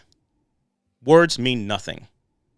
You can't tell me that you want to help me and you keep denying me. You can't tell me that you love me and you keep beating on me. You can't tell me you want to help me, but you never show up for me. You can't tell me services are available, but they're never there. Because my VSO did not get back to me. Because the lawyer found that there was nothing for them to gain out of my tinnitus claim, so they never got back to me. Or other organizations, like old boy said, is trying to charge you $2,000 up front. I'm trying to help you for something. Like, seriously. So these are the things that we're seeing all over the place. We won't name them, but I know veterans who've paid $10,000 for at least 5 nexus letters. And it's like, what are you doing? Because you don't know what you don't know. So when we're talking about, hey, we're putting together something like this, it's in response to the questions that we're getting because people are asking these things. So when one of the biggest things people ask, especially on our side of the house, why should someone, for example, pay attention to what we're saying? Well, it's on the website at veteransnetwork.club. Because here's the spoiler alert, right? Why VNCC? Why our organization? One, because we show up because it matters. One, because we build trust. One, because we have been where you have been. But then ultimately, it's literally in the logo. Because we're champions, and champions win. That's it. Let's just call a spade a spade. All the stuff that we're talking about is great, but at the end of the day, you want to win that claim. If you want to get into the winning business, then you might want to get with winning people. So we call ourselves champions because that's what champions do. Air Force is the best. Well, let's not get crazy now. Jesus Christ. I was on a whole good rant and you messed that whole thing up. But lay my last. All we do is win. All we do is win.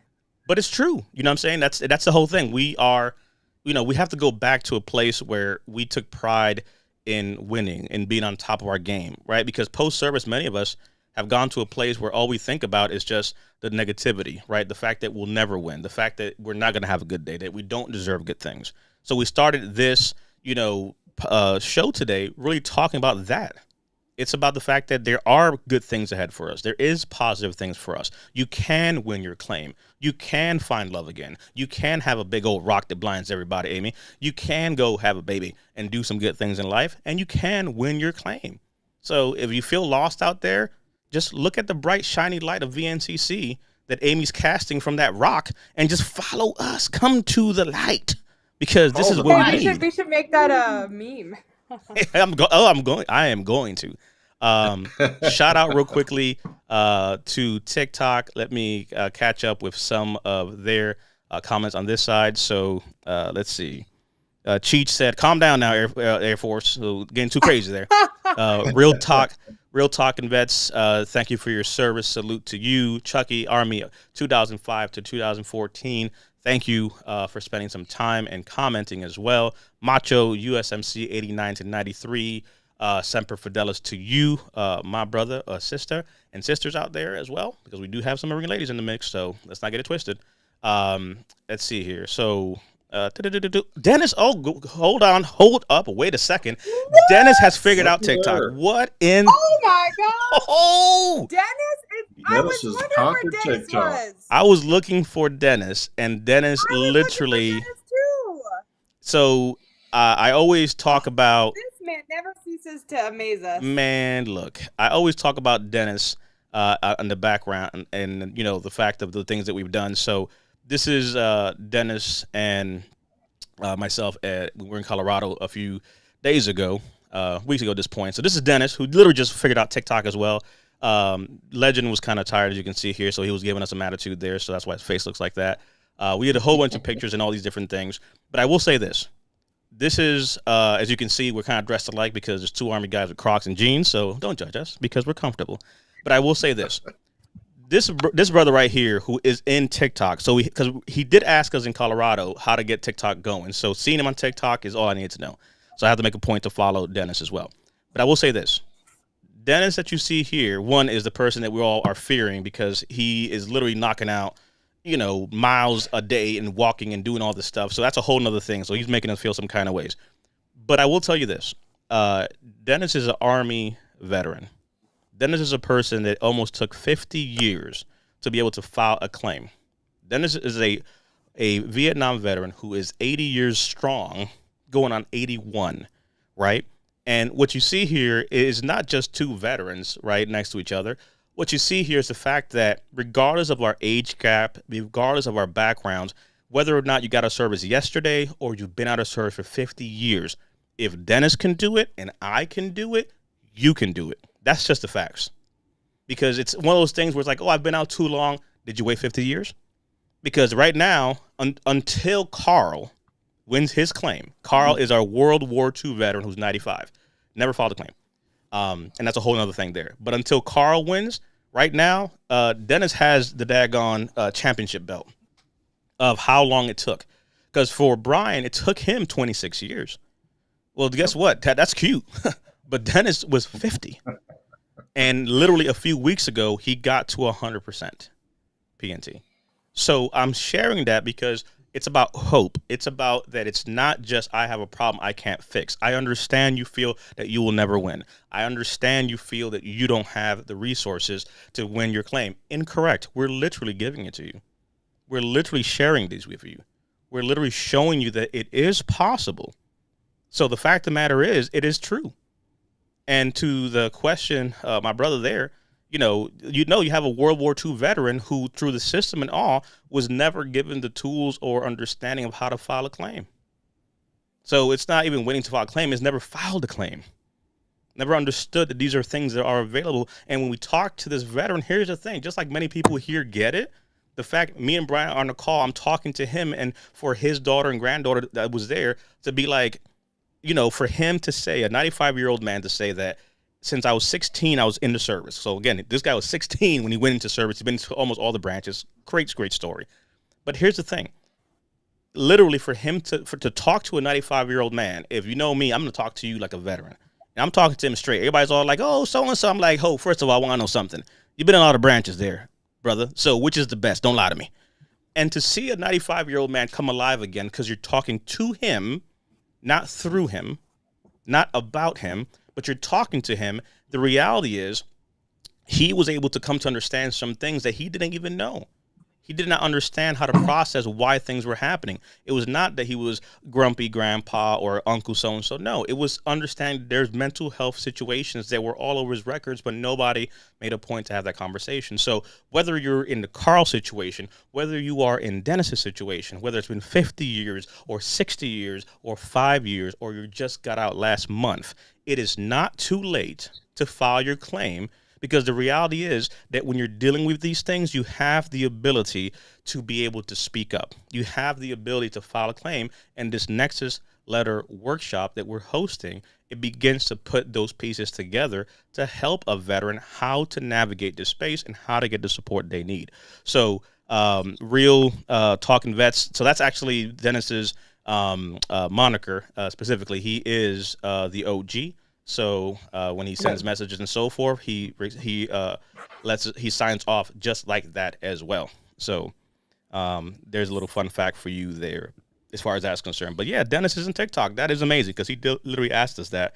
That is when we were in Colorado. And actually, his support system and advisor that helped him to the way is actually sitting right here above me. Air Force is the best. Oh, now you have to mess All it up. we do is win. Air Force is the best. All we do is win.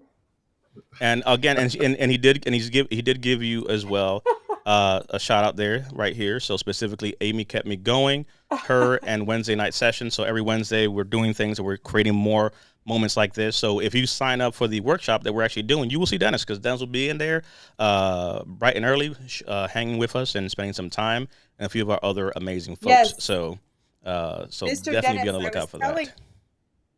I was telling Brian and DP that I was looking for you because usually we see you on the YouTube side. Who's on TikTok?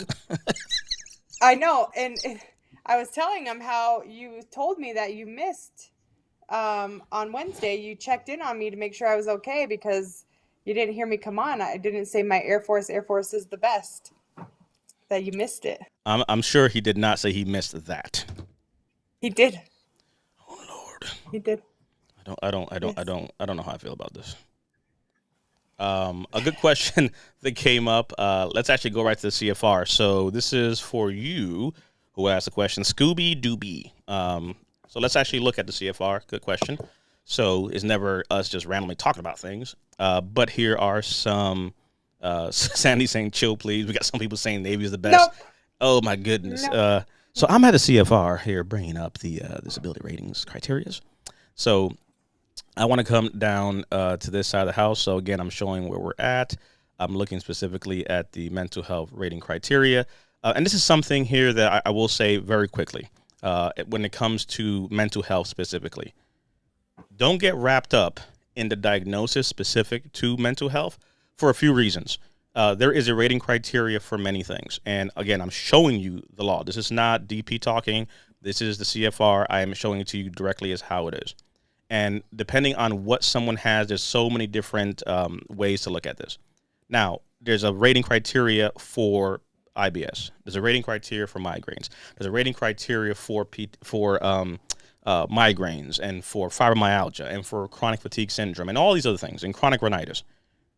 When it comes to mental health, there is one rating criteria. There is no rating criteria for PTSD. There is no rating criteria for anxiety. There is no rating criteria for depression. I'm saying that because sometimes veterans get stuck on, I have to file for depression, but I'm diagnosed with anxiety. There's an argument to be made if the connection is there. Don't get wrapped up in the name itself. That's the first thing, because you'd be surprised. At the end of the day, whether it's PTSD or anxiety, it's this rating criteria right here. There is a general rating formula for mental health disorders, of which all of these are there. So I don't care if you call it schizo, delusional, delirium. I don't care if it's generalized anxiety. I don't care if it's obsessive compulsive disorder. I don't care if it's PTSD. I don't care if it's depression or somatic symptom disorder. Hey, they're all listed there for a reason. My point is, to the question specifically, when it comes to the symptoms, it's not so much I have, this diagnosis or that diagnosis, because that can be misleading, right? And I'll show what that means. Some veterans believe I have to have everything in this bracket to be rated for this. And that's actually incorrect. Because if you actually read it, it says occupational for the 50, for example, social impairment, reduced reliability and productivity due to symptoms such as. Nowhere here does it say you have to have this and this and this and this. Those are and or statements. That's the first piece. Then when we start to look at things like other conditions or other symptoms rather above that, you can have things at the 70 and a few things at the 100. So it's not just, hey, I have one of these. It's what's the total picture that you're dealing with? What does that look like overall? Because all of that is being looked at. And the reason I'm saying that is because if I come back here, for example, I want to show here a quick section. So I'm going to come back here. I'm going to come to part 4, and I want to show, let's see, the higher of 2 evaluations. And I always kind of bring this one up because this is where people look at the rating criteria and read something and say, well, I only have symptoms here, and I'm not going to talk about symptoms elsewhere. But if you look at this right here, it specifically begins to speak about when there's a question of 2 evaluations to be applied, the higher evaluation will be assigned if the disability picture more nearly approximates that. AKA, you can have an instance where your symptoms are between 50 and 70, so speak to the symptoms between the 50 and the 70. Speak to those things, because you'd be surprised how many veterans literally will talk themselves out of a rating because they figure to themselves, well, I don't have, all the conditions, let's say, back to the mental health rating criteria here. I don't have everything, let's say, at the 70, so I'm only going to talk about the 50. I don't care if you have a lot of these and only 2 of these things up here. Speak to your symptoms. And again, these are the things that on the VA Claim Crash Course, we'll take a deep dive into all this stuff. But when it comes to you have some symptoms, there's more that has to be factored in. Not just I have 2 or 3 things here that are on there, but speaking to those symptoms, that's huge. On the Nexus workshop, we're talking about some of those things as well. So, again, I highly encourage folks, they could look at that, because then I can kind of go, and really break that down personally. And also the fact that there's more questions I'd need to ask to be able to say, okay, where are you? What are some things you're looking at, et cetera. So there's a little point for you there, but that was a good question. I just wanted to at least answer that for you. Let's see. I'm so happy as heck that Dennis actually made it into TikTok. So that is amazing. Let me see here. I got Dennis, boop, and followed. So let's see. So, okay, we have that. Navy is the best. Let's see. Even though I was Dennis says, even though it's Army, she pushed me right on through. So I was permanent and total. So Amy does not discriminate if you're not Air Force like her. So there's that part. Let's see. P.O. Wineglass. Let's see. Add MST into this. Are you asking about that? To elaborate, let me know. 50%, follow Glenn records, VA, how do I get proof worsening? So Racing Rob, that's one of the things as far as adding like things getting worse in some shape, fashion, or form. So speaking to the symptoms getting worse, that's part of the reason to file for an increase, because you can show that in many different ways, right? Sometimes people go to care and have therapy notes, etc. But life also becomes part of that, right? Like not everything has to be like, you can show in someone's life what is going on as a whole. The symptoms are worsening. You can give examples of that. And those are some of the things that, we also discuss in many different ways. But really it's about telling your story in so many ways to be able to speak to that. So we can definitely talk about that there. Let's see here. This coming Wednesday, we're actually doing, if you go on TikTok specifically, we're having our VA claims orientation webinar. So if you click on my link, you actually can join. It's a free webinar. And we're kind of going over some of the basics of VA claims. So you're all welcome to join to that, because sometimes there's some questions where I need to be able to actually hear what you're saying and we can have a better conversation, like in a Zoom session versus in public. I'm not going to ask some questions because it's kind of personal to certain questions where it's like, look, we need to get a little bit more info. But as far as, again, pulling records and so forth, but really understanding how to tell your story and what are the things that you're dealing with in so many different ways. That's going to be a big one there. So can't put links there. Let's see. Can you post a link in the chat to that part of CFR? Yeah, I can't put links in TikTok, so it doesn't work for me there. Sorry. I can put it in YouTube. So if you go to YouTube, maybe you'll pull it from there. So, but we can get that to you as well. So that's fine. But you can look it up. I'll pull up again. You can actually see the number. So whatever you want to pull. Shout out to you, Macho. Marine Corps is in the building. Yet. Rosie is in the building. Howdy to you. Let me see. I mean to include the mental symptoms of MST recommendations for CMPP. Yep. So I'll get to that here in a second as well. One thing I would also invite you all to, if you go to our website, we have some good resources at veteransnetwork.club.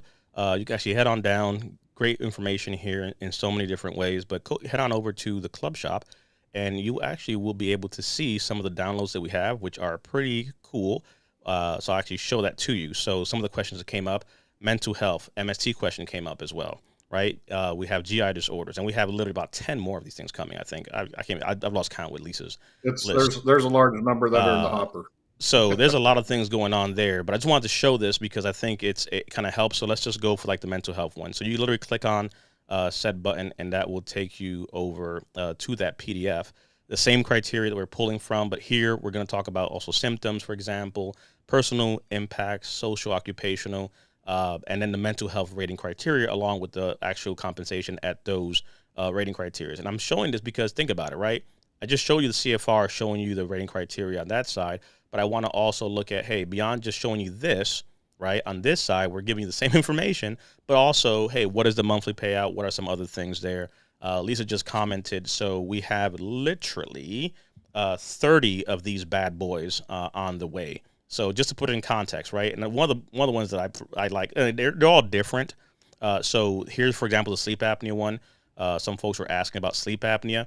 Again, what is sleep apnea? Let's start there, right? What are some of the conditions? And again, this is all stuff that we do behind the scenes to create these. So shout out to the team. Shout out to folks doing homework behind the scenes, Lisa compiling these things as we keep giving her stuff to kind of look into and deep dive. But this is just a few examples of some of the different ones we have. For migraines, for example, there's a same thing here. What are migraines? How do they operate? What are some symptoms? What to tell your provider? Types of migraines, things to discuss, and then the rating criteria. Same thing on the GI side. And I'm showing it to you because I want to show you that they're all different. So it's not like a cookie cutter. It all looks the same. Like, no, I've shown you completely different ones. What is IBS? What are the symptoms? Rating criteria for IBS. What is GERD, GI disorders? What exactly is the symptoms? And what are the rating criteria? So these resources are available on our website. Links in the bio, on my link tree as well. But just to kind of give some context, because the question did come up earlier, this is actually where we're at. So just, to give you an understanding, I showed you a few, but we literally have, let's see, neuropathy, we have back, lumbar, cervical, feet, plantar fasciitis. So everyone I'm reading are all different PDFs that you'll see being populated. So these are all finished. We're just kind of compiling them and making them look pretty with all the stuff to make it look smooth. So you'll see those in the same section here that we have. So literally you'll see like a plethora of these resources available. So plantar fasciitis, flat feet, two different ones.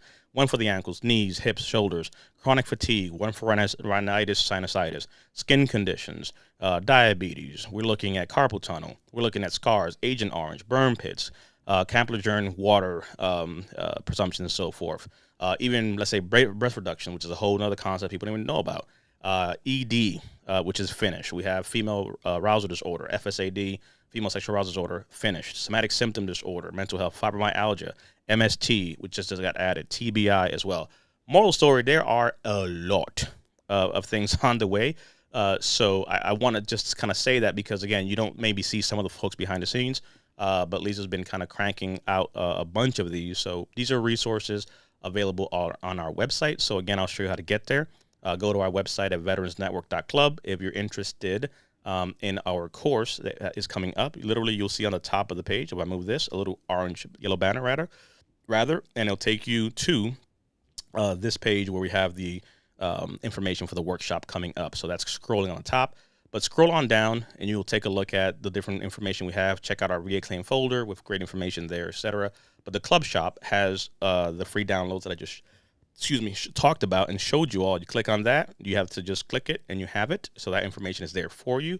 Our classes and things that we're doing, our ebooks are here as well. We just have our swag shop that we just kind of kicked over. So if you want to get some swag, go check that out because that is also live. So just kind of putting out there, shameless plug. So little swag shop situation.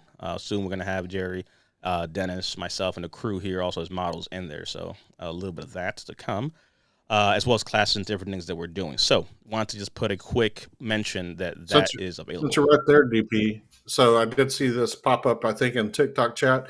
How is it again that they can sign up for the workshop? You have literally a banner at the top, and then you have also VNCC classes that will take you there as well. So literally at the shop, you can shop for what you need, and the information is there.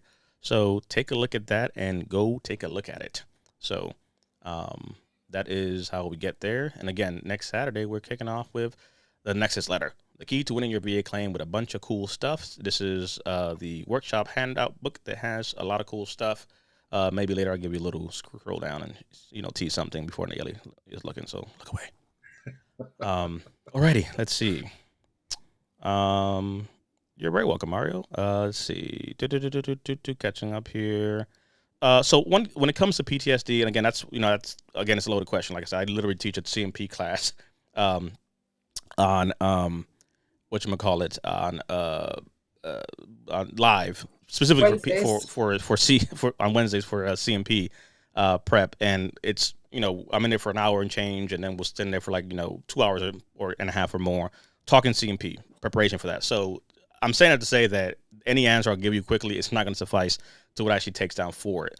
But when it comes to a CMP that you're having for PTSD that's virtual, it's going to be tricky for some people, especially veterans, because we're not folks that like to share. We're not folks that like to talk about things. We're not expressive individuals. So like right now, let's say when Brian was talking earlier, unbeknownst to you all, he may have been fidgeting his hands. He may have been, fidgeting around something. Like you may not know what Amy's doing right now. So if you have a virtual exam, it's like this. So how do I convey to someone? Look at that. There literally is a fidget spinner in his hand. That's crazy. You missed it, Amy. He literally pulled up a little fidget spinner. But, but moral of the story is, you're having a virtual conversation with a provider and they're assessing you for a disability rating. So that can be very challenging because how do I present myself? How do I actually tell my story? How do I convey to another human being across a camera what's actually happening? I'm not just sitting in front of someone. So it's not impossible, but it's not easy in a sense because we're just not very detailed people. Because nobody cares about us. 2 tears in a bucket, drink water, drive on, take a Motrin, change your socks. Like we're just not into the complaining side of the house. But for this conversation, you have to understand and learn how to do that. So the things that we do in our classes, right, in Zoom, is we get personal. I'm asking you questions. Like, let's understand how to tell stories. That won't happen on live because obviously, no, right? But it's a private conversation of how to get a safe place for veterans to be able to be safe to open up and share things. And again, we've had instances in some of our sessions where, like that one, I'll never forget it. We've had a lot of very powerful moments, but to have a veteransnetwork.club, I'll put in the chat as well. Links in the bio, racing, Rob. But I'll tell you this, we had one session where we were talking about MST specifically, and we had one male veteran who was like, hey, I'm the victim of MST. I experienced MST. And he didn't finish talking when another man stood up and was like, I also. And literally had about 3 men who in this session felt comfortable enough to be able to say, I've experienced MST. I was a victim of MST. And I have to really just let that sit for a second because I don't think we understand that creating a safe space for veterans to be able to tell their story and tell what's actually happening and what they're dealing with, it's not something that happens every day. And for us specifically, this is something that is happening and taking place virtually. So it doesn't matter where you're at. Again, I have to say that because sometimes you'd be surprised. Some people are like, so where do I have to go on Wednesday? What's the address? It's online. Kick Yeah. back, relax, be comfortable. Turn on the camera if you want. Don't turn on the camera if you don't want. It's in Zoom. It's us. You can be from the comfort of your own home or in your car or wherever you feel safe. But you have to be able to just be comfortable to have this conversation and build that trust. And I think that's a huge one for us. So I want to be able to, put that out there as far as one of the benefits of creating space and having something like that. And again, that's something also that we have been bringing into these workshops as well, because they've been pretty amazing. So let's see, let's catch up on some comments that we have. Yeah, and I don't think they understand when you have these workshops and you have the workbook that you're able to take, but you have Q&A that, I mean, there's no reason to walk away without you're having your questions answered. Mm-hmm. Let's see here. There you go. So we got literally the whole crew on Sandra's side of the house. Goodness gracious. Let's see. Yes. Oh, wait a second. Hold on. We got all the branches except the Air Force. Oh, well, that's Except the Air part. Force. Dad retired, E8 Navy. Brother, E9 retired Navy. Marine Corps in the building. Brother-in-law, E7 Navy. Sister retired U.S. Sister-in-law, Navy sister. Navy me as well. Navy Army hubby, E8. Marine Corps, Army retired nephew, Major type, another nephew, 80 Coast Guard. We got it. You typed it, we're reading it. So there's that part. Hopefully someone finds an airman or in their lives to be able to add to the list here. But, all the Air Force you need is with Amy. So that's all you need. So there's that part. That's it. Let's see. This is a good question. Actually, we have a video on this too. So as far as reissuing a letter pertaining to a current issue that they sent you, now these are also available online. So you actually can pull them from online and actually pull down letters that they've sent you in the mail from the VA. So we actually have a video for that, and we'll share that. And I probably will pull it up here and show you how to access that as well here in a second. But that's also a new feature that's actually pretty dope. Let's see. So this is a good question. When it comes to VA math, it is difficult and it is confusing, but you have to just look at it for what it is, in that it is a percentage conversation. So when we're looking at VA math, you have to consider that let's say you have a veteran who's not rated at all, and any rating they get is taken off of that. So I'm not rated. I have nothing. I get a 50% rating. 50% of the 100 is 50. Boom, that's my rating. I'm left with 50. Any other rating after that goes off of the remaining not rated 50. The higher you go, the more difficult it gets. So in this instance here, you're 80%. That means 20 is not rated. So any rating goes off the 20. So if you get 10% for tinnitus, well, what's 10% of 20, right? That 2 adds to the 80. You have 82, back to 80, right? You get to a 90. 90%, right? It means that 10% isn't rated. A tinnitus claim for 10% against the remaining 10% is 1. So that 1 gets added to 90, and now you have 91. Then you have 9. What's 10% of 9? 0.9. Add that 0.9 to 91, you got 91.9. What do you have left? So you see how much more difficult it gets. So the higher you go rating-wise, literally you have to start focusing on high-value claims that can really move the needle. Because in an instance where a veteran, let's say, has a 90 flat, right? They're going to need a few things, or let's say a rating of 50 or more to push them. Because if you're 90 and you have 10 left and you get a 50% sleep apnea claim, let's say, that 50% to the 10 is 5. 5 plus 90, 95, you go to 100. So that's kind of how that goes as far as that's concerned. And to keep it very simple, because that's usually where you see the problem. So it's easy at first because you're like, oh, I filed a claim and I got off the bat a 70. And then you're stuck because everything else becomes so much more difficult because it's percentage based, not addition. So you're not adding to it. So that's why some people are saying things like, well, my raw score, I have like 250. We're not adding it. It's really percentage wise. And then the round up, round out situation. So again, you have some veterans, and literally we've seen some veterans who are 94.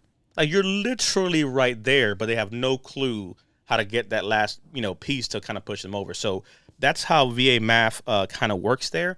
Hopefully that made sense. And thank the Lord, I was able to say that without confusing myself because apparently we have some support for that. So I'm going to go to TikTok real quick because apparently it made sense there. So Whew, for not messing that up. P.O. Wineglass said the best explanation of PA math ever. Good math. So shout out to me for that one, because that sometimes becomes a tongue twister. I remember one time I tried to explain it and you just do something wrong. You're like, oh crap, I completely messed this up. But that's really the basics of how it goes. So hopefully that makes sense as far as that's concerned. But yeah.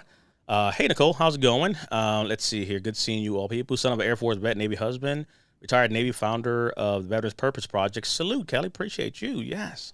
Let's see. IBS isn't a Gulf presumptive. A staggering amount of veterans have IBS. Why? IBS is.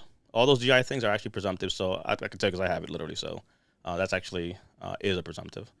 Let's see here. Let's see here. Dun, dun, dun, dun, dun, dun. I want to pull up something else. Amy, let's do a quick check on the ring. How's your ring doing? That's fine.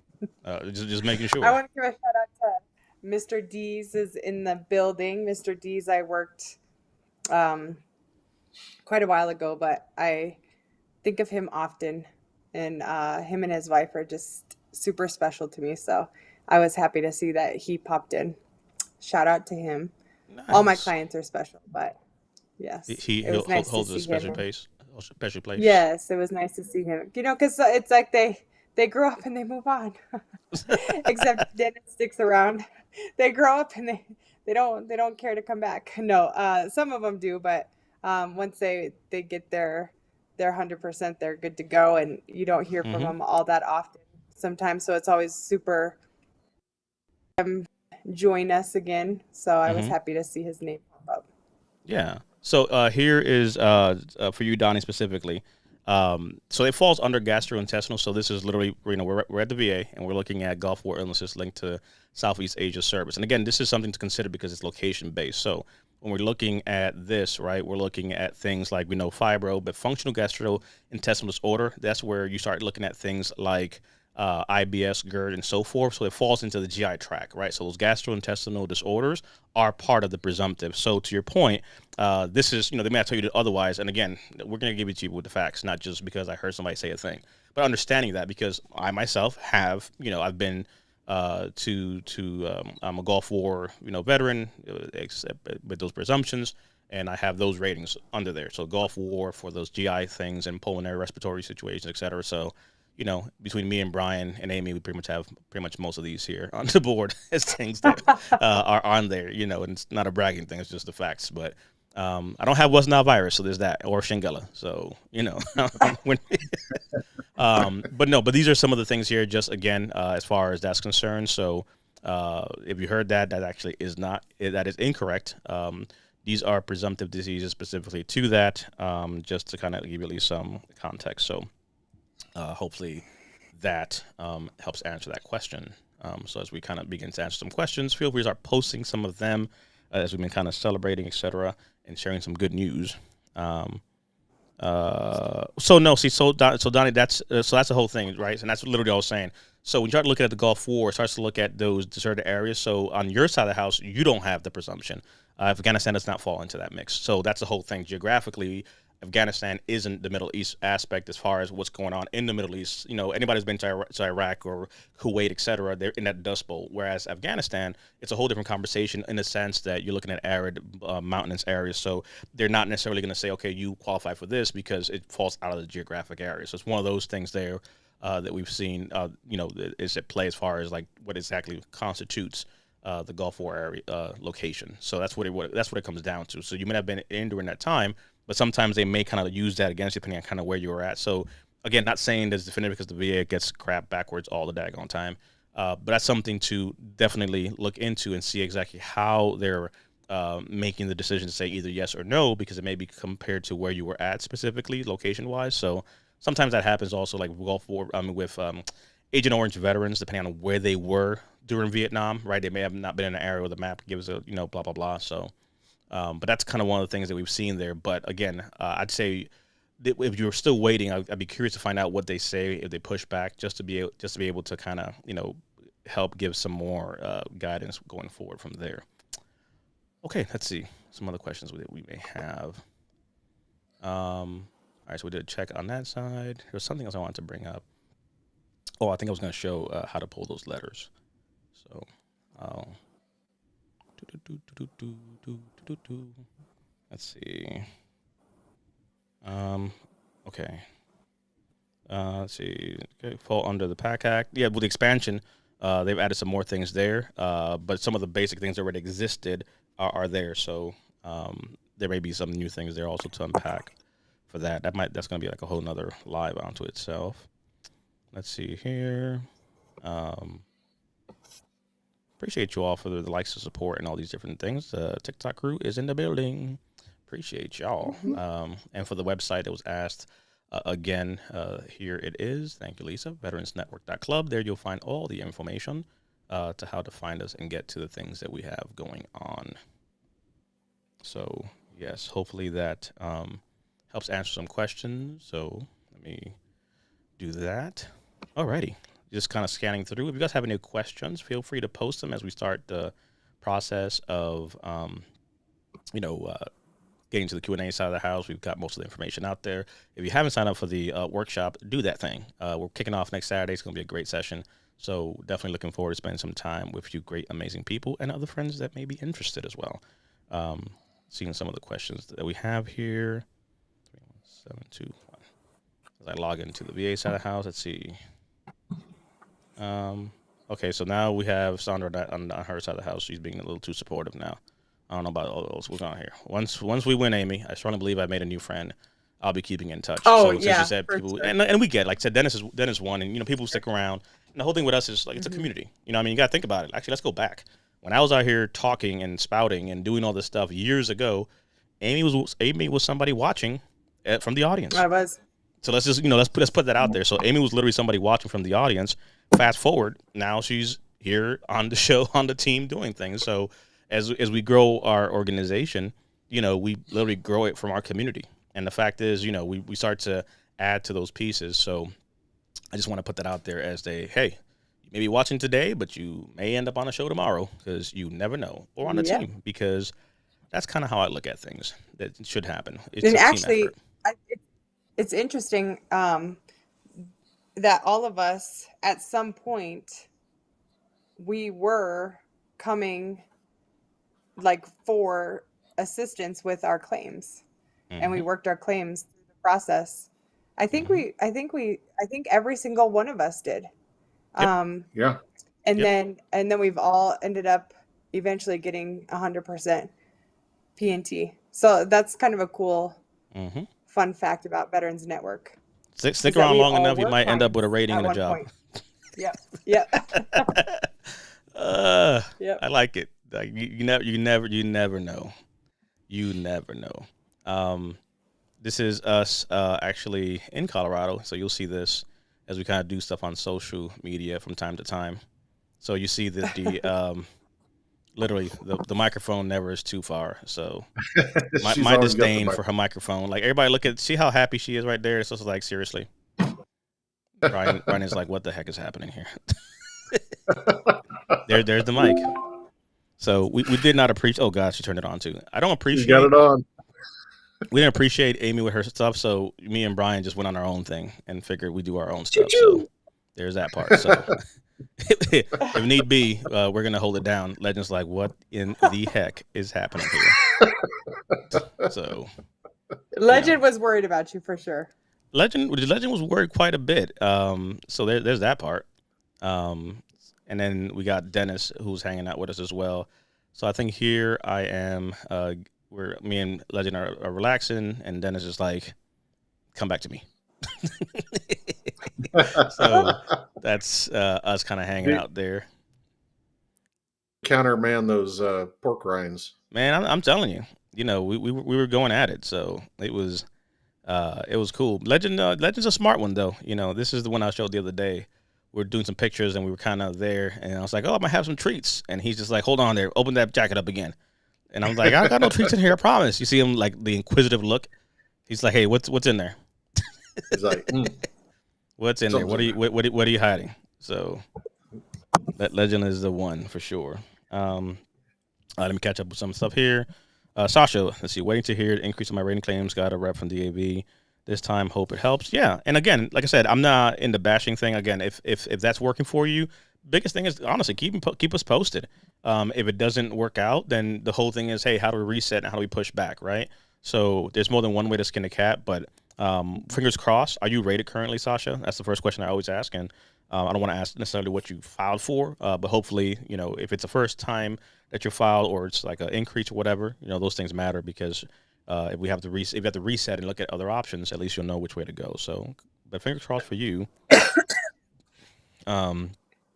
So, and that's one of the things that again towards the beginning I talked about.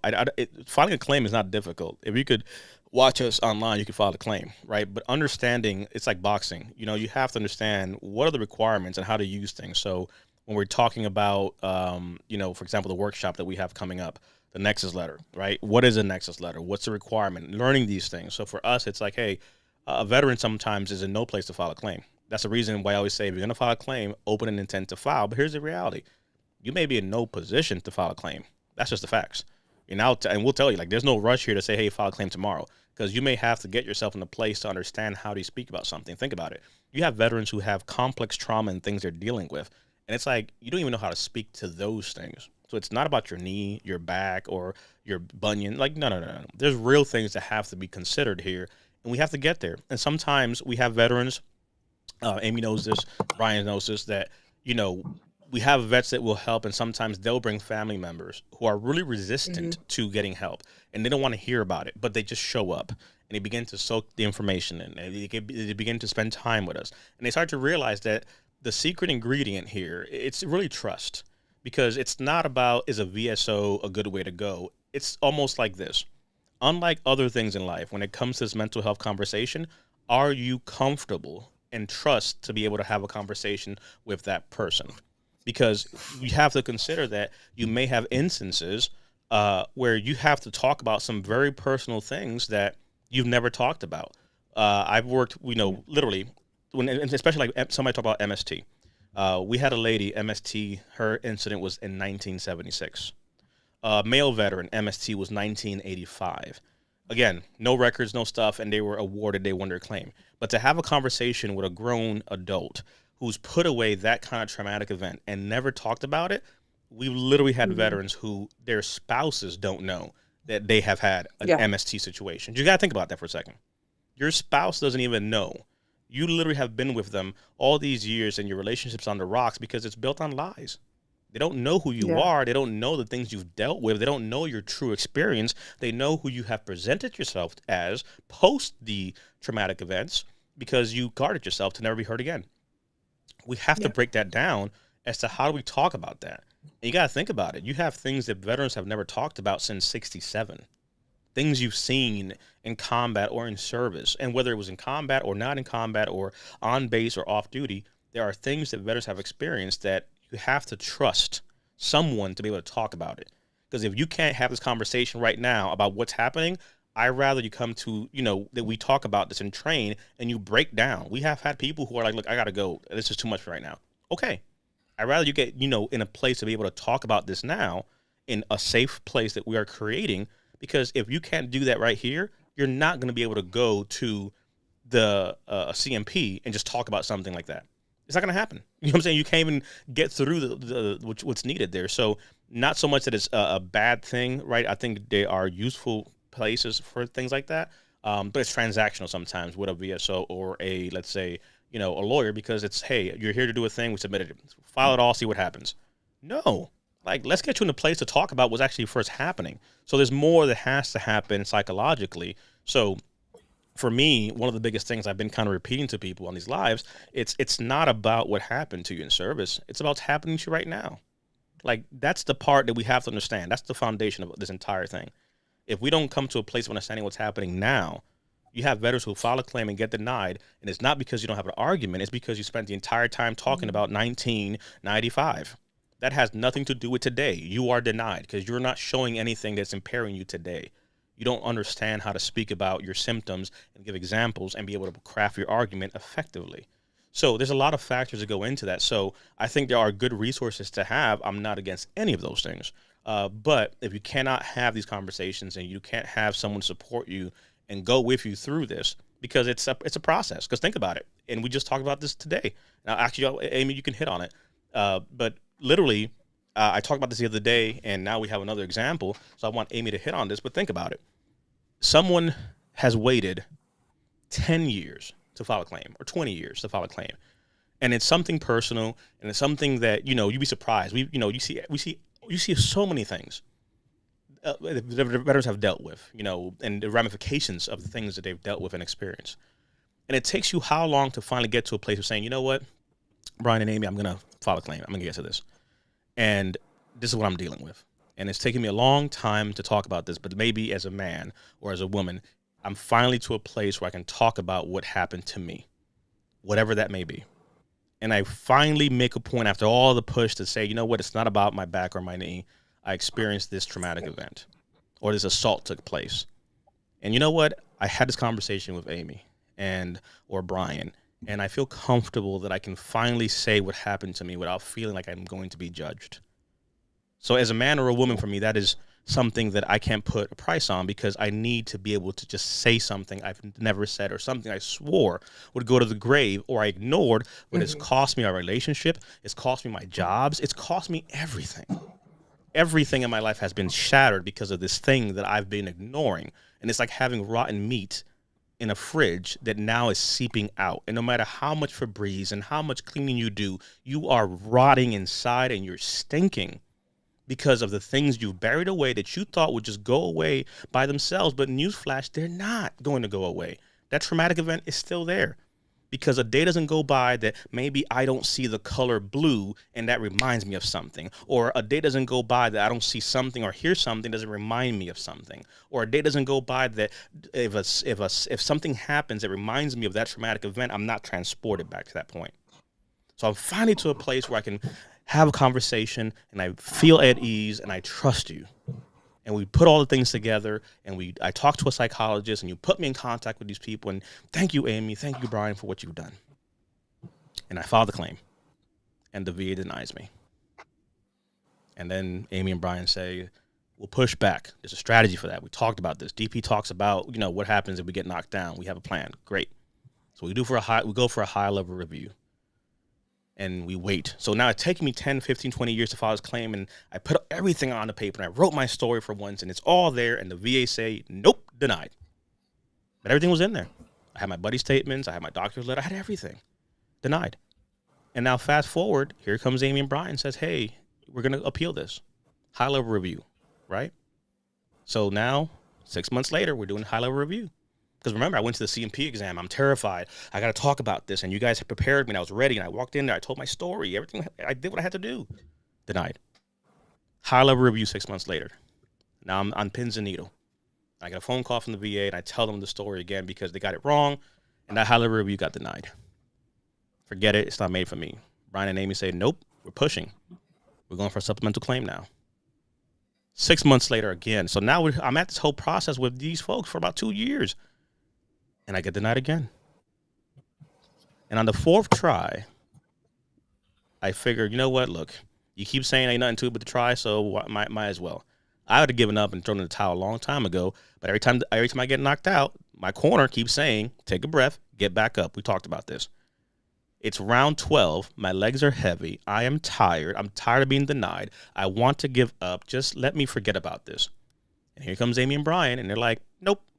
I ain't hear no fat lady saying. We ain't hear no bell. They denied you. They got it wrong. I just showed you the VBA reports of them getting it wrong. I just showed you the statistics of them getting it wrong. So we're not going to let you quit. So think about that for a second. And after that fourth claim, I get my claim. I win. Not because I won a number now, but now I'm vindicated. It's not me who was wrong or broken, but it is me who is dealing with something. It is me who now in turn has this vindication that my PTSD, my MST, the things I dealt with are not just in my head. I'm not crazy, but they are now recognized. I'm not the problem. I'm living with remnants of a problem, of a event, of something I went through. So I'm sharing that because this is a story that's happened so many times with a veteran who's filed a claim and got denied and appealed and got denied and appealed and got denied and appealed and won their claim. and they backdated it 2 years, and I got back, $30,000, and everybody's happy, but I don't care about the money. You don't understand that I finally feel like it's not just me. I'm not what's broken. I'm not what's wrong. This is recognized.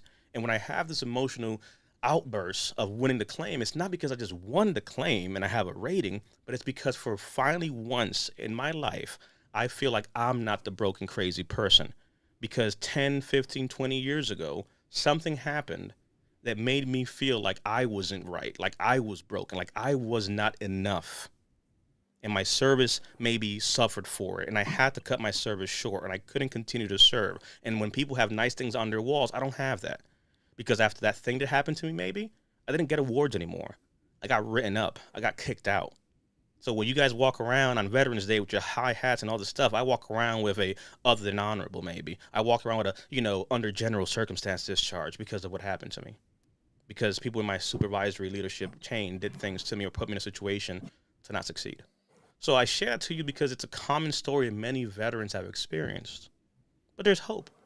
And there's a way to actually get on the other side, but it's going to be a journey.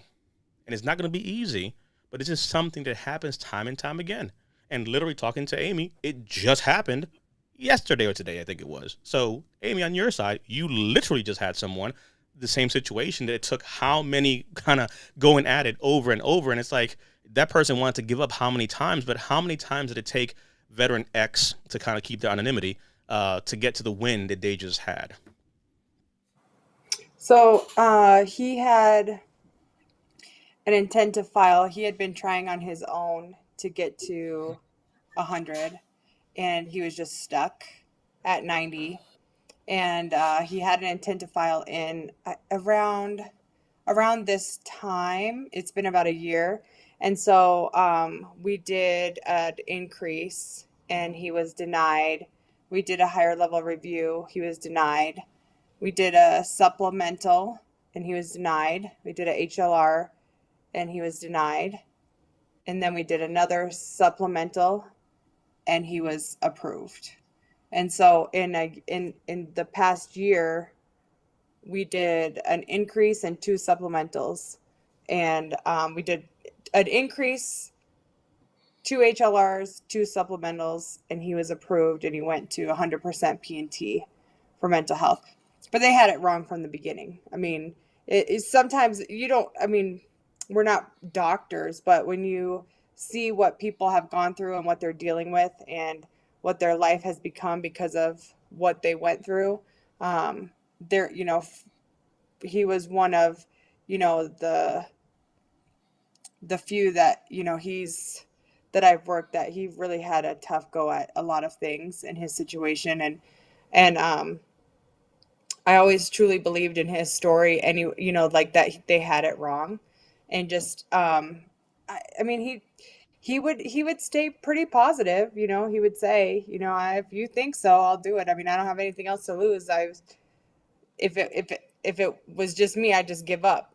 So I'll just keep going. And he, he said, he tried since 2017 to do it on his own, and he wasn't able to. So he was very appreciative to be able to get to that 100 finally. And, he felt like he probably would have just thrown in the towel after trying again. Mm-hmm. But now he'll be able to, take care of his family, because keeping a job is hard because of his situation. And so being able to take care of his family.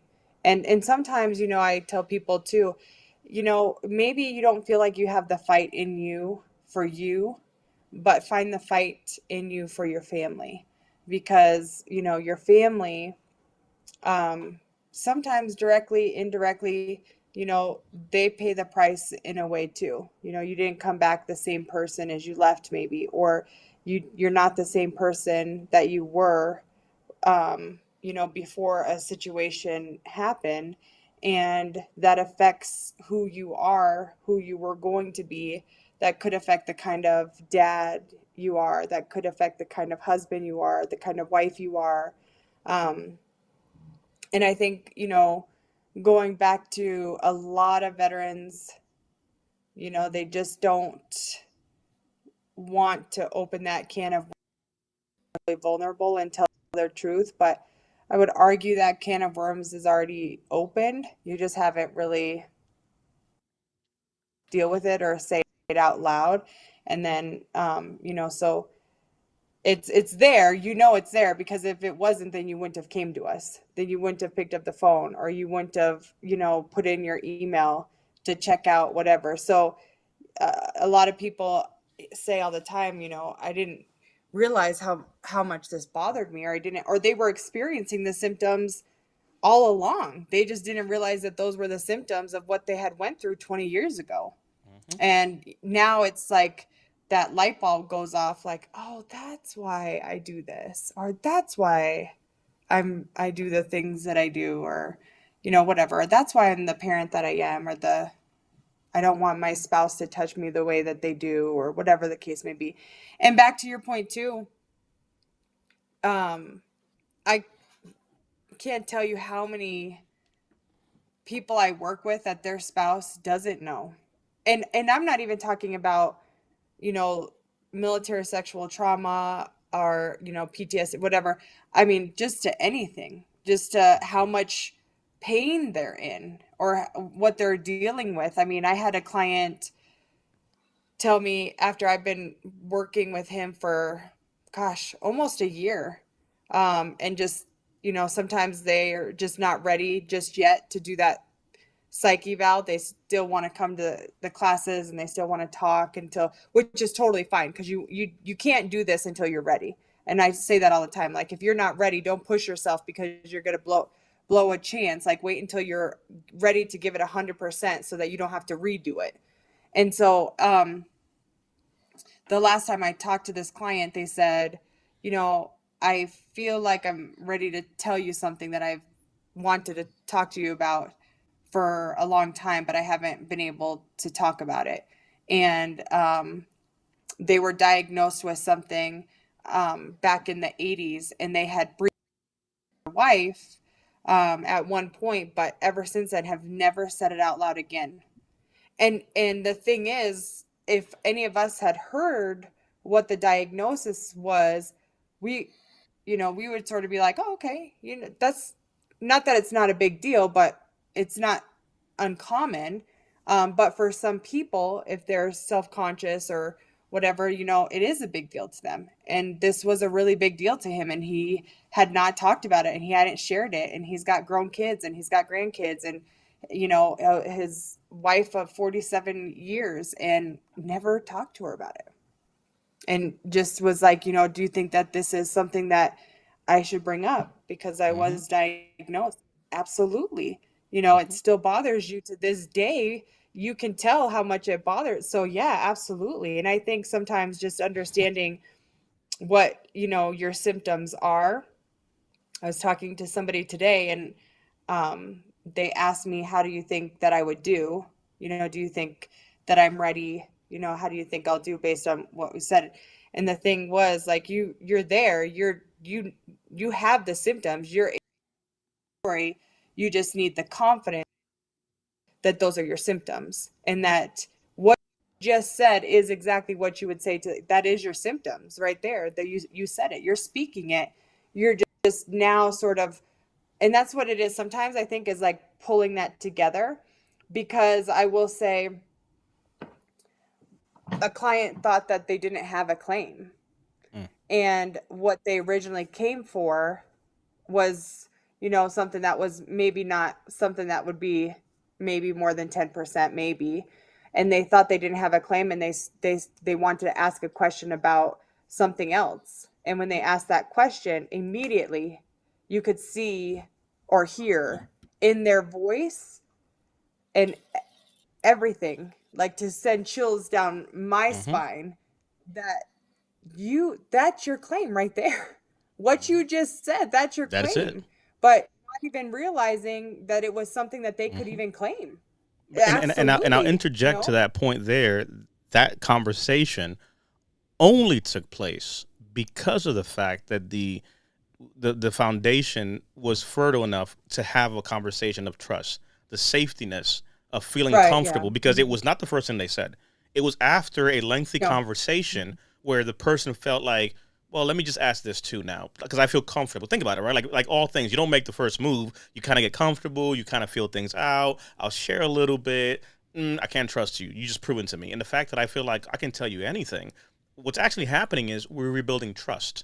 And the fact the person, in question Mhm. here was able to ask that question and share some things that they would have never really shared about. It's like, well, let me just also, I guess I can ask this because think about it. It's like we want to talk about things and get help, but we don't know how to open up. And once that actually does open, stuff starts coming out. And it's almost like I don't know why I'm telling you these things. And that was the thing that was like, it was sort of like that beautiful nightmare, because it was that realization of, yeah, I mean, they were not going to, we're not going to move forward. But it was just oh, by the way, can I just ask you a quick Hmm. question type of a thing? Oh yeah. And then it was like that beautiful nightmare where when they asked the question, Hmm. it was like all of a sudden they shocked themselves. Hmm. Like, oh my gosh, I can't believe I'm feeling this way after this long. I didn't realize that this bothered me. And sometimes, not I mean, um this particular client is handling it, great, but sometimes that can be scary and kind of not good Hmm. because then it's like, man, it's almost an awakening of, I had no idea that Hmm. that I was feeling this way. And then they sort of go down this road of, I've had clients say, I wish I would have never even started this process. Hmm. I want to stop. I Yep. want to stop. I mean, you guys Yep. jumped on a call with one client that said, you know what, my balcony looks really good right now. I Hmm. wish I would have never, started this process. And, hers turned out great. She got almost $100,000 in back pay, 100%. She was a But holy but grail, but a but slow zero but to slow 100. that down She though, real deserved quickly it. for those people listening. This is a veteran who, and again, we're not first responders in this regard. We're not medical. Right. I mean, we are veterans helping veterans, and we understand the process because we've walked through the process. But in this veteran specific case, one of the best reviews. Again, you go to joinus.vet. You can talk to our, sign up to talk to one of our advisors and all that stuff. And we never push it because look, we're here, right? And that's the whole big thing. We're answering questions. We're supporting. Yeah. But the fact Mhm. is, we had a veteran who literally, this is a while back, they signed up. And I'll tell you, when you go to joinus.vet, and I'll pull up here in a second as well, you'll see all testimonials. I went from 10 to 70, 0 to 100, blah, blah, blah, blah, blah. That's great. But one of the best testimonials that I tell you I've ever heard is someone saying, look, I got to go and get into therapy. Like hanging out with y'all has brought up stuff that I got to go take care of. And that to Mhm. me isn't the markety, you know, uh, testimonial that people want to like, I don't want to do that. I don't want to feel like I have to go to therapy. No, it's literally what you need. You know what I'm saying? Like, I get it. Some Mhm. folks are like, oh Mhm. my goodness, you can go 10 to 100. You can go, yes, those things happen. But more importantly, what happens after the rating? You won your claim, then what? All that crap is still there. Yes. You have to work on these Mhm. things. We're working on these things. Yeah. So for a veteran to be able to say on one extreme, hey, I'm literally in a Zoom call, like, hey, I'm thinking about just checking out. A few Friday Night Lives ago, we were a few minutes late. Sometimes like, oh, you guys are Yeah. never on time. I was like, I was literally on the line with a veteran 10 minutes before we went live, who was like, hey, I'm about to off myself because they were out there, having fireworks out of their, equipment. You know what I mean? To not say the word, but that's like, hey, I'm jumping on the call with the person, and the person's like, holy crap, aren't you supposed to be in the show? I'm like, yeah, the show of you, buddy. What's going on? And that person was able to be reeled Yeah. back in. But that veteran in question was on looking at a terrorist that they wanted to jump over the balcony. And fast forward, they were able to push through, work through issues, get the help they needed, file their claim, and they got a back pay well over $100,000. So again, those things are great Mhm. to hear. Like, oh, $100,000. Yes, but the person's here. Yeah, That's what and matters. yeah, yep. They're And here. she'll even tell you that's I mean, actually, she was just texting me this week.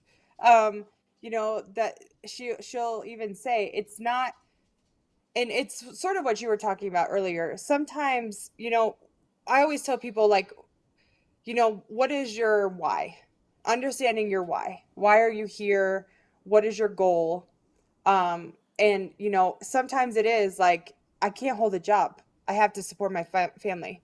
Sometimes it's, I didn't even know I could get rated. I didn't realize that I could put in a claim. whatever, everybody has their why, right? And for her, you know, when it was all said and done, she said the money was great. Yep, getting that money, never thought she'd ever get money like that in her lifetime. But for her, it was that vindication. It was that, you know what? This happened to me. I to who was supposed to, you know, help me, and they ignored me and they pushed me away, and it got worse and it got worse and it got worse, and you know, people that were supposed to help me hurt me, and I couldn't trust my leadership and I couldn't trust the people that were put in place, and then it was sort of that feeling of like, I, you know, that I got what that okay, you know, they got it right. You know, this did happen to me. It shouldn't have happened to me. There was people in place that could have stopped it and they didn't stop it. And unfortunately, that happens a lot. And so sometimes, you know, knowing your why, I think, is very important. And for hers was that she wanted to feel like she got that, you know, validation of, this happened to me when I was on active duty. And Mm-hmm. that was what she felt, you know. And then it was interesting because after she said, I, you know, of course, being at 100%, I don't know any different because I went 0 to 100, but I feel like even if I would have got 50%, at least somebody acknowledged that this did happen to me. Mm-hmm. Because when I tried to be acknowledged before, I was shoved to the side or I was not taken seriously or whatever. And so she felt like, okay, somebody listened to me, somebody believed me, and somebody did something about it. Mm-hmm. And, you know, and so, yeah, I mean, it's a journey in some cases. Like I said, it doesn't even have to be, not even back to the original point, like it doesn't even have to be a military sexual trauma, or it doesn't have to be something like that. It could just be that your partner doesn't even know how much pain you're in every night. They don't realize that when you lay down at night, you say, you know what, God, if tonight is the night that you think is the night that I should go, I'm okay with that. I'm at peace with that. Right. And they don't, their partners don't have any clue. Their family members have no clue that they feel that way. I've worked family members that have literally not even talked to each other about what they're going through, and they're Mm-hmm. literally going through the same. I Well, mean, 100, it is and unbelievable, and they don't even know. and that's a big one too. Again, when it comes to the way we set up shop here, you know, everybody I know in some shape, fashion, or form, I know it. If I get a DM, if I get a personal message, or someone shows up on social media, it's always about claims. That's my life. I realize that. If I have people who I haven't talked to in forever, it's about a claim thing because they've seen a video or seen something. I get it. But I tell you this: we all have family members and stuff, and one of the biggest rules for me is like, if I know you, please don't feel in any shape, fashion, or form that you can't reach out. Because trust me, I will not work with you. That's why I have a team who does that.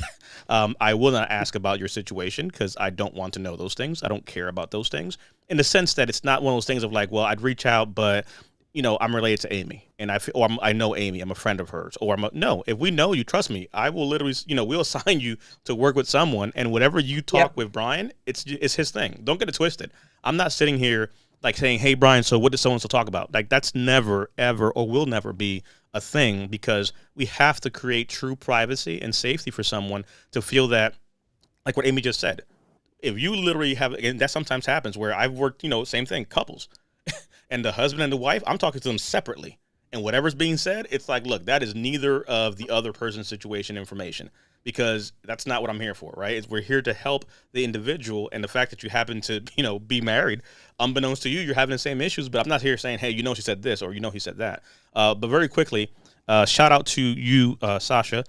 So I get you at 60. There was one question that came in I wanted to just say real quickly. Reddit, yes, so I am a disabled Army combat veteran and a medically retired federal law enforcement officer. So I know that question came up. So when it comes to the police side of the house, being on the job, etc., that is something that I'm very well aware of. So I've been down that road, and I am very versed in that whole situation. So let's see, I don't talk to my wife about police stuff. Same thing. You know what I mean? So trust me, I've been there. I was counterterrorism and federal and travel and all that stuff. So I understand. So when it comes to, and Amy's knows this, I can't, well, Amy, Brian, like the whole crew knows this. If there's anyone who's a first responder, police officer, those are the instances where I'll jump into conversations with them. So it's always one of those kind of like, can I just talk to DP real quick because maybe he understands? I'm like, sure, let's set it up. You know what I'm saying? So I'll jump in there and talk to all the first responders because I understand that. So there's that. Also, Sasha, thankful you came up on my For You page. No, thank you for showing up. And then when we started to talk about things like the MST side of the house, same for me, MST too. So specifically to you, Sasha, and I'm not bringing it up because I don't want to put the names, especially if people are sharing more personal things. But the fact that you're saying MST, and then I believe someone else said they also same thing, MST. So you have a man and a woman talk about MST. The fact is, look at the conversation. Like we've literally been hammering on this topic here for the last 10, 20 minutes because it matters. Because we have to get you to understand this. This is not sadly a conversation that will happen with a VSO. And it's not because it cannot happen. It's sometimes just bandwidth. You got to figure they're doing a 9-to-5 job. They're not sitting on a Friday Night Live at this time doing a show. Like it's a different concept, right? So they're going to be useful and helpful, but how do you actually get ready to get, into the ring, right? Like that's the whole thing. Like we got to get you ready to even file a claim. You know what I mean? So there's a time and place for folks like that, but how do you tell your story? And again, on Amy's side of the house, we talk about this. Amy herself, right? For those that don't know, she is rated herself for MST, right? And she talks about this because it's not just, oh, Amy's here just talk. Like, no, she is an Air Force veteran first and foremost. So that's, the facts. And she also is rated for MST, PTSD, right? So when we talk about these things, we're not talking about just random. Like we have people on the team who are ready for these things, who've been through this, who understand the process. And again, it's not saying that everybody has to have experience what you've experienced, but the fact that you're in community with people who've been where you've been and sometimes who have also very similar experiences, that also gives another layer of like, okay, I'm not the only one, who doesn't understand what I'm dealing with. So shout out to you for sharing that as well on the cop part on TikTok. Understood 100%. Thankful to you, Sasha, for showing up. Join us for the Nexus class. Like I said, we'll be hanging out there for a little bit. So that's that. For those that saw Brian's comment, I am a retired federal air marshal. So I was in counterterrorism for a period of time. So that's something there. Fire down range. So many facts in what you just said. Talk about the symptoms that event happened. How do you feel? Unpacking these things. Sasha says, you're saying everything I've been feeling and didn't know how to put it into words. Wow. That's it. That's it. Like literally, if nothing else, shut the show down. We're done here. That's it. Like that's the whole point. And again, sometimes it takes a while to get there, but think about it. How do we get a veteran to that point? How do we get a veteran to the point of being able to say, you literally are saying what I've been trying or did not know how to say? Like that is something that is huge that we have to acknowledge, because it's not just because, hey, I said the thing or somebody else said it. It's about the fact that if we can get a veteran to understand those points, that is huge, right? So again, But if nothing else, let me add something. Look at that. So take that as a market moment. Boom. Yes. Welcome to DP's But I brain. will say to Sasha, yes, that I feel, and I don't know how you and Brian feel, but I think that that's because we have been where you are. Like we've been there, and we went through the process just like many of our clients are. We've been there. And so somebody told us to be uncomfortably vulnerable. Somebody told us hey, X, Y, and Z. And so now we're sharing that, what helped us get to the point of being able to tell our story and be able to tell our truth. And I will tell you, in so many ways, that's what saved me in a huge way, from help me understand and help me go from that victim mode to survivor mode. I talk about the word kintsugi, meaning beautifully broken, where it's an art in Japan where when something's broken, they put it back together with gold, and it's stronger than it ever was. And so I feel like that was my journey, and so being able to understand that and now be able to give that back to somebody is everything, because at least for me, I didn't get where I'm at on my own. I got there by showing up to Friday Night Lives when I wasn't even a client. And I encouraged me to like, hey, I didn't realize I could, get an increase. I didn't realize that this was a thing. And so that was a long time ago too. But Mm-hmm. that's so it's like almost like returning the favor in a way. Mm-hmm. Because I know for me, I didn't get to where I'm at without people telling me these same things over and over and Mm-hmm. threatening to fire me if I didn't. I may have threatened a few times because and again, this is one of those things where we're doing what we're doing, but it's like, wait a second, and again, I'll bring it up here in a minute. But this is to Amy's point as far as the Kintsugi is concerned. If those that don't know, that's her team name, so Team Kintsugi.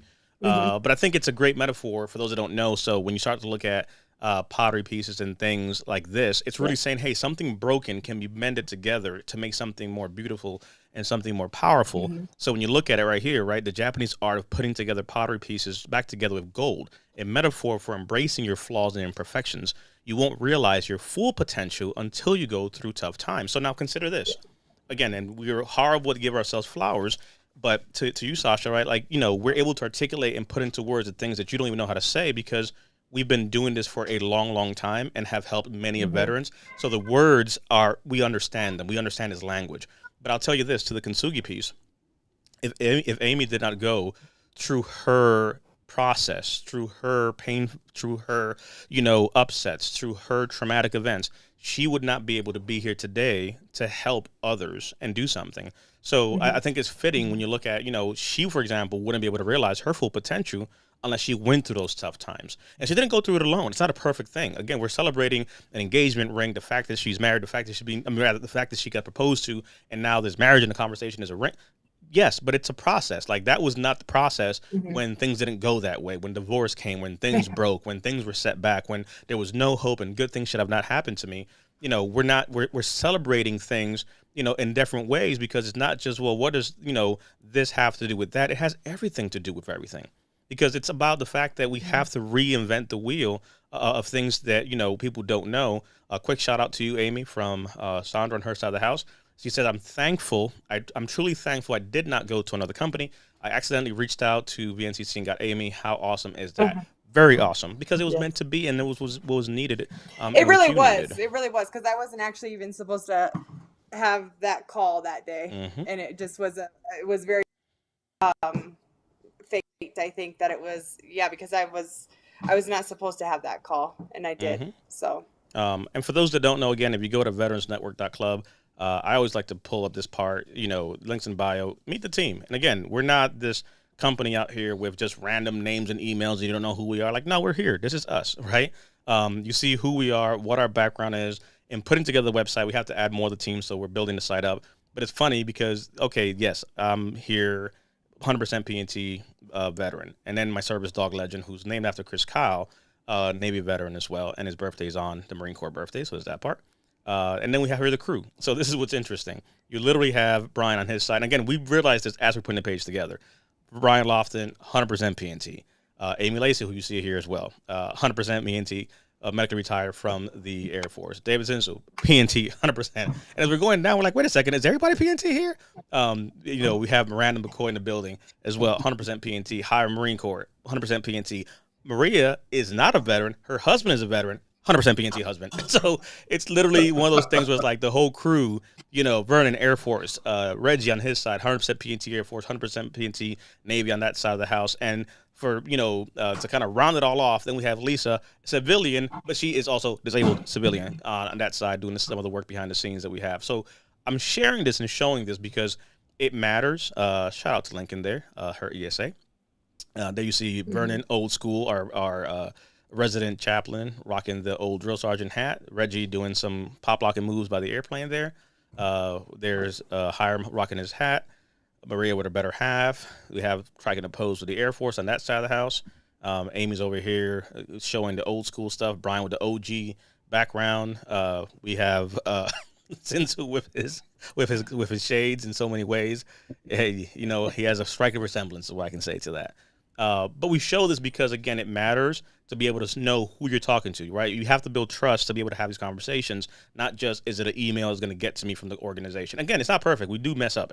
We're trying to build something that's like, hey, we want to be able to provide a service and improve how we do things. So, there's a lot that goes into what we're doing here. But again, this is the site. You can kind of meet us there. If you go to joinus.vet, you'll see this. And what's kind of cool here that I was showing actually earlier as Amy was talking was the first two testimonials were actually pretty fitting, because there you see literally Amy right next to her testimonial, and then we can put Brian right next to his testimony right there. So that's actually pretty fitting that we have them there. So so there's that part. So let me bring back to our main screen there. But I thought that was pretty good to share there as far as that's concerned. So shout out to everybody on TikTok and across the social who's shown. Shout out to you, my battle buddy from boot camp, was showing some love as well. Moultrie, Sasha says amazing. No, I did not forget. So it's funny. I knew that Dennis was going to come up. So, no, I did not forget you, Dennis. Actually, we actually have Dennis is not only our OG, but he actually is on the way, because we have his stuff being worked out. So I may be able to actually pull up his avatar. So we actually have the OG and his stuff as well. So there's that part. So let me pull up his in a second. But let me catch up. Didn't see Brian, did you have any questions that popped up on the way? I'll kick it over to you for a second here while I pull this up. I mean, there were a couple of good questions that popped up. One question about they have obesity in their records, service records. Can they use that for to support a sleep apnea claim? Of course, obesity itself can't be rated, but it can be used as an intermediate step for a secondary claim. So there's as I put it, a two-step possibility there that you just have to look at the right strategy for it, right? And then we had another good. Let's see here. Get that.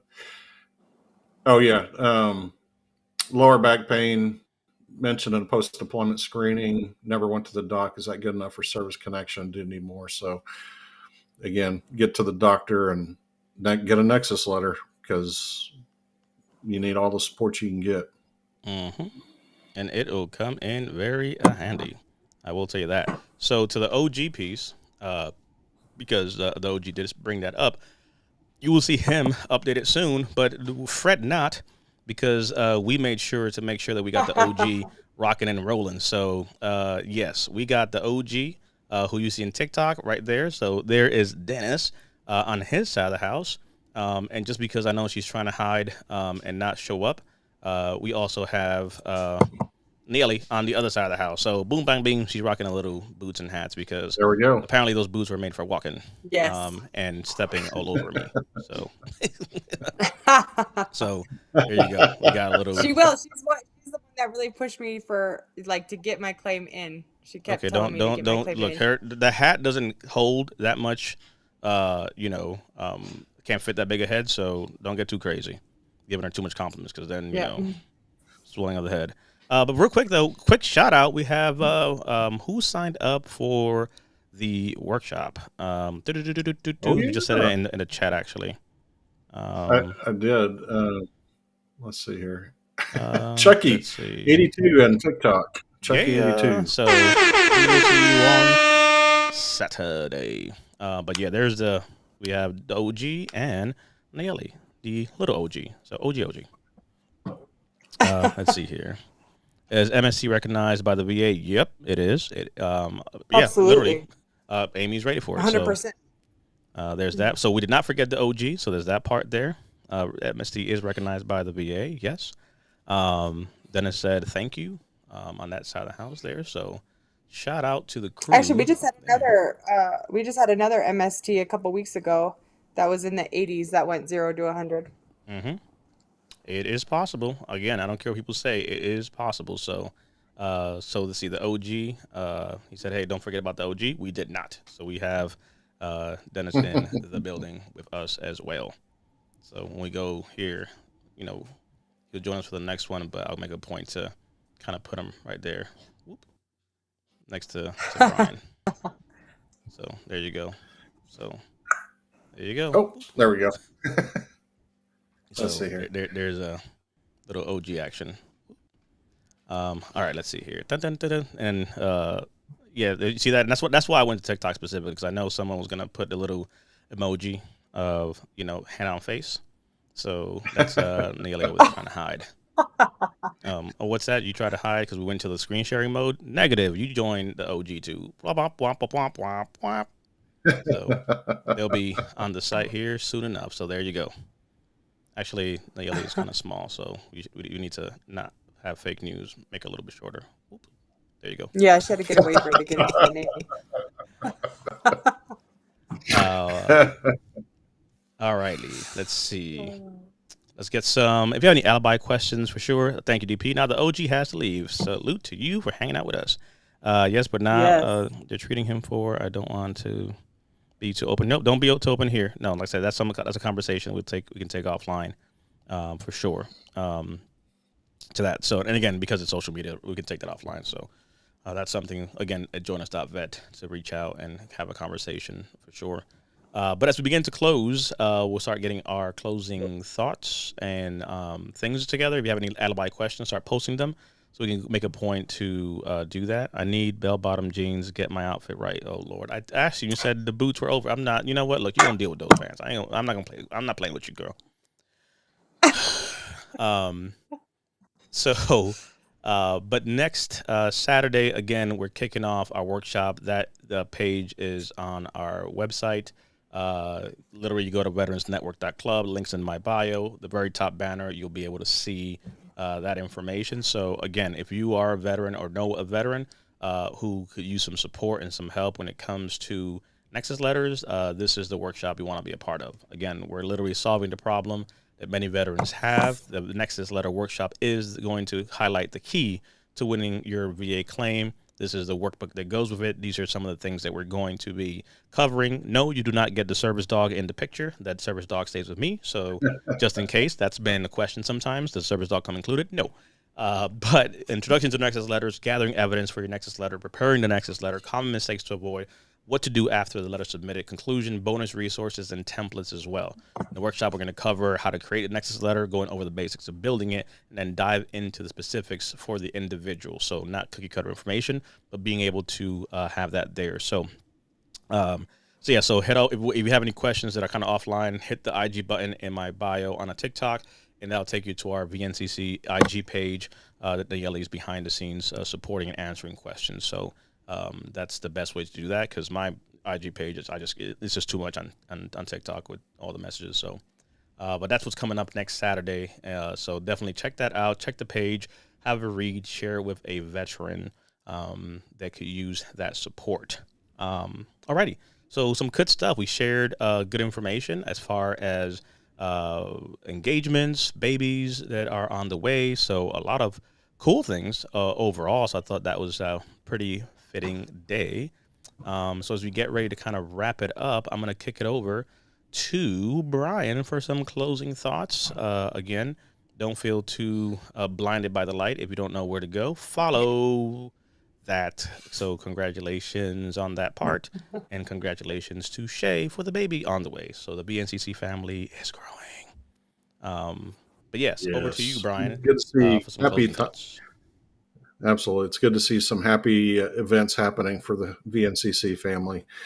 But it's been great hanging out with my brother and my sister and all the great people that are part of the club out there in the interwebs. And I'm really excited. It's almost hard for me to get to sleep because I'm so excited about the workshop. It's like waiting, to see what Santa brought me under the tree type of thing. But instead, I'm waiting for the unwrapping of the workshop on Saturday next week.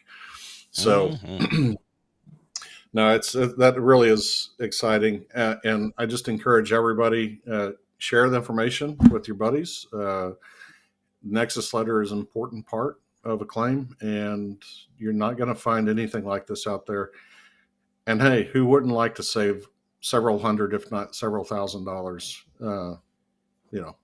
So anyway, I'm just excited. I can't say enough good things about it, and I'm excited for the value that it's going to be for everybody out there. So But just great to be here and enjoy the fellowship, if you will, and the good times. So absolutely. Mm-hmm. Okay, well, Naomi just answered the question. I was answering about the eye condition. So there's that part. Thank you for the comment on the service dog. Who was it? Abby Love. So we'll look forward to your message. Actually, here's a pretty cool picture. So this is the crew in Colorado. Little bit of the crew there. Amy on the far right there, freezing a little bit, and then OG to the far left there. So and then Legend figuring out which way do we go. Oh wow, look at that! It's Nayeli. She's hiding, but we got her on camera. Whoop, whoop, and Lisa with us as well. Got on the camera. So there's a little bit of the crew, but yeah, we got some pretty good ones. So there's not so much me, but more on the Legend side of the house. So I'll tell you, we need to crop all these pictures and have him doing something by himself. And it's funny because it's also like the fact that like some of these pictures, like we're just sitting there just talking, doing whatever. It's like, all right, we're between takes, whatever, and he's just like, "What? We're done yet? No, we're not yet." So there's a little Legend action. Yeah, he never takes his eyes. It's amazing to watch how he does not, like, his eyes are always on DP's eyes. Like everywhere DP, it's amazing to watch. That picture actually is what we look like, all of us trying to get Legend to look at the camera to take pictures.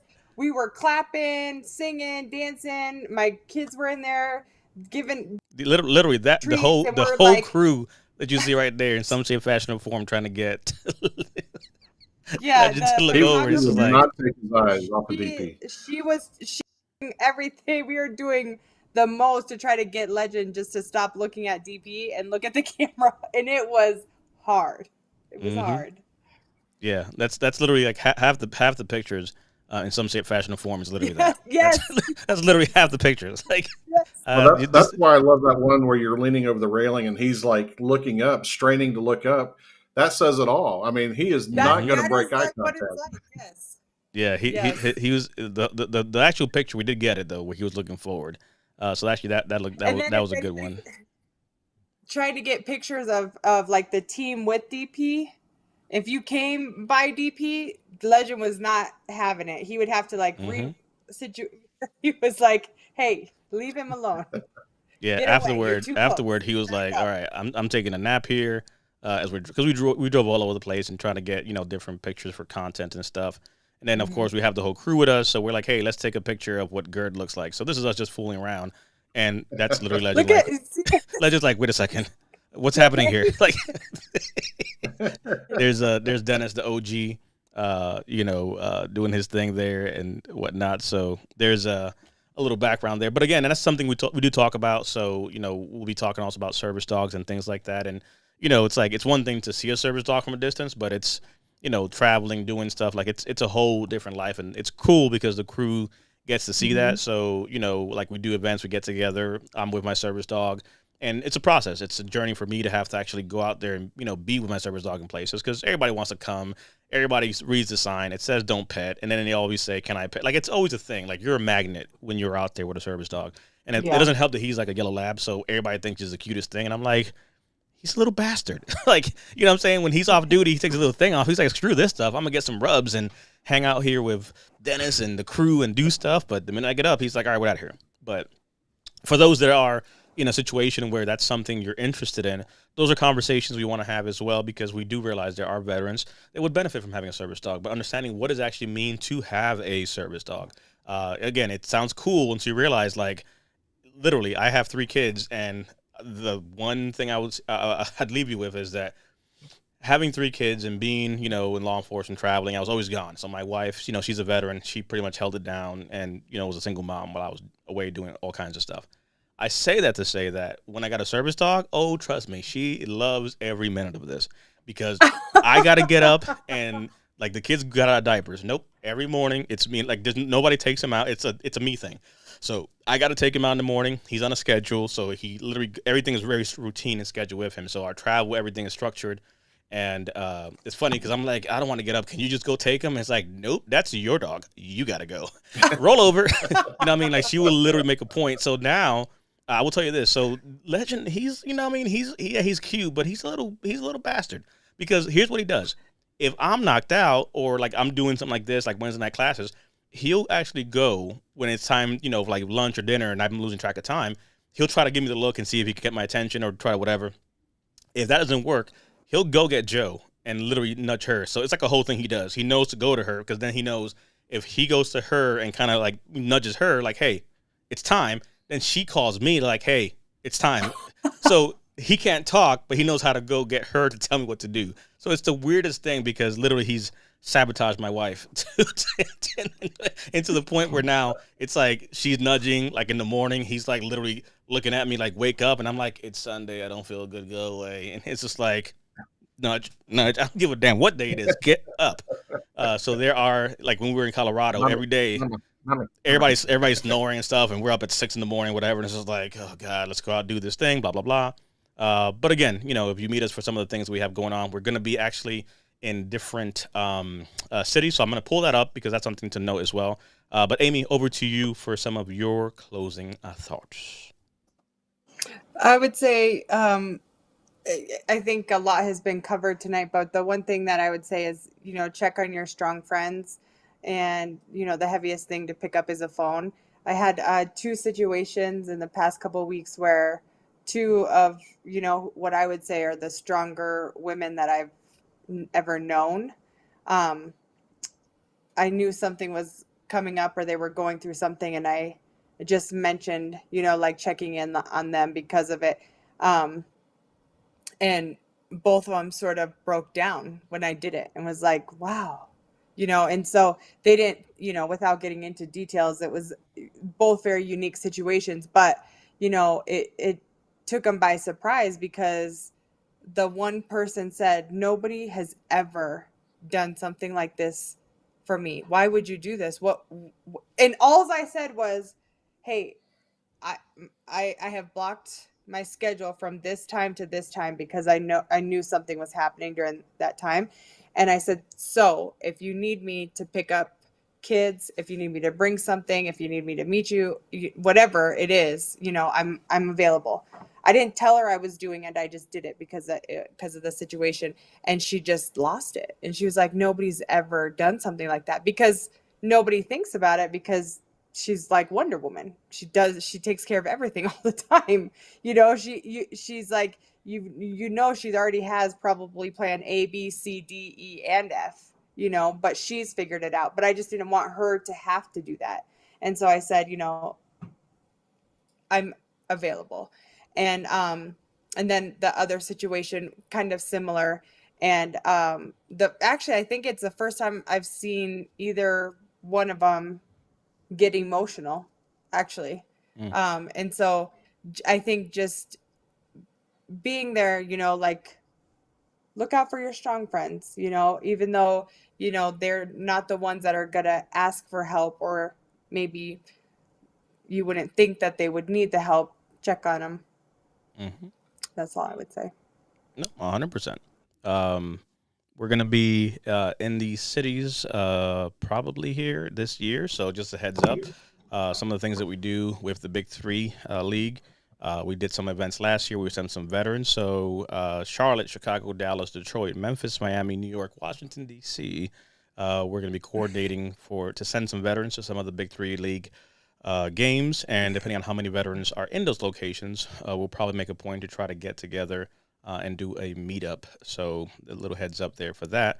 But no, it was a great time being able to spend time with you all and answer questions, share what we're doing, workshops, etc. So VA claims questions. We talk some workshops, some updates, some surprises, engagements, and babies. Oh my! It's literally a little bit of everything. And that's kind of the difference about, doing this show, which is great. It's like sometimes we're doing very structured things, Nexus letter, like we're, very specific to that. But being able to just spend time like this, I think it's sometimes what people need. And, like Amy said and Brian said, this is something I've done for literally many, many years at this point now. And it doesn't matter if it's just for one person. I'm not swayed by numbers. It's great. Sometimes we get a lot of people who show up and viewership, et cetera. But the fact is, if there's one person that we're able to hold space with, are we going to get a gender reveal on FNL too? Fun fact, that's tomorrow. So tomorrow is the gender reveal. Really? Yeah. Yep. So tomorrow is the gender reveal. So We may have to do kind of it's actually on Facebook. So I'll share the link. So she's doing it on Facebook. So she's doing the thing. So all roads are leading over to Shay's page. So she's going to be streaming that. So how exciting! that's tomorrow. That's so exciting. Yep. So that's taking How place is she gonna tomorrow. do it? Huh? How are they doing it? How are they I doing have it? no clue. I don't get into those details. Like, better ask me. You have to ask Joe. DP wasn't on the planning committee for that one. I'm not in that planning committee. There's things I'm good at. There's things I'm not. So the gender reveal is happening tomorrow for Shay. So shout out to her. She just transitioned from the Navy. She's officially a veteran on this side of the house. So she's also doing many cool things there. But these are the things, again, that really matter to us. And again, it doesn't matter if it's just one person.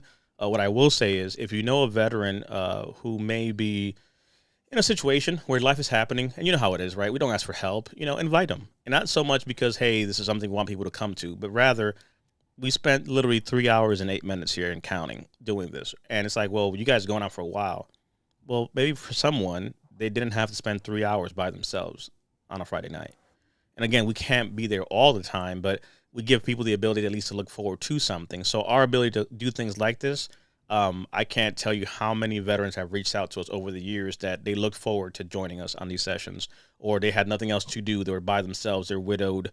They're estranged. Life is happening, and they don't have anyone around them that they can spend time with. So the fact that they can do that here and they can spend time with us, that's what this is all about. So if you know a vet, bring them on. Sometimes it's not about, hey, there's no price to be able to spend time with us like this, right? That's why we do this, because it matters.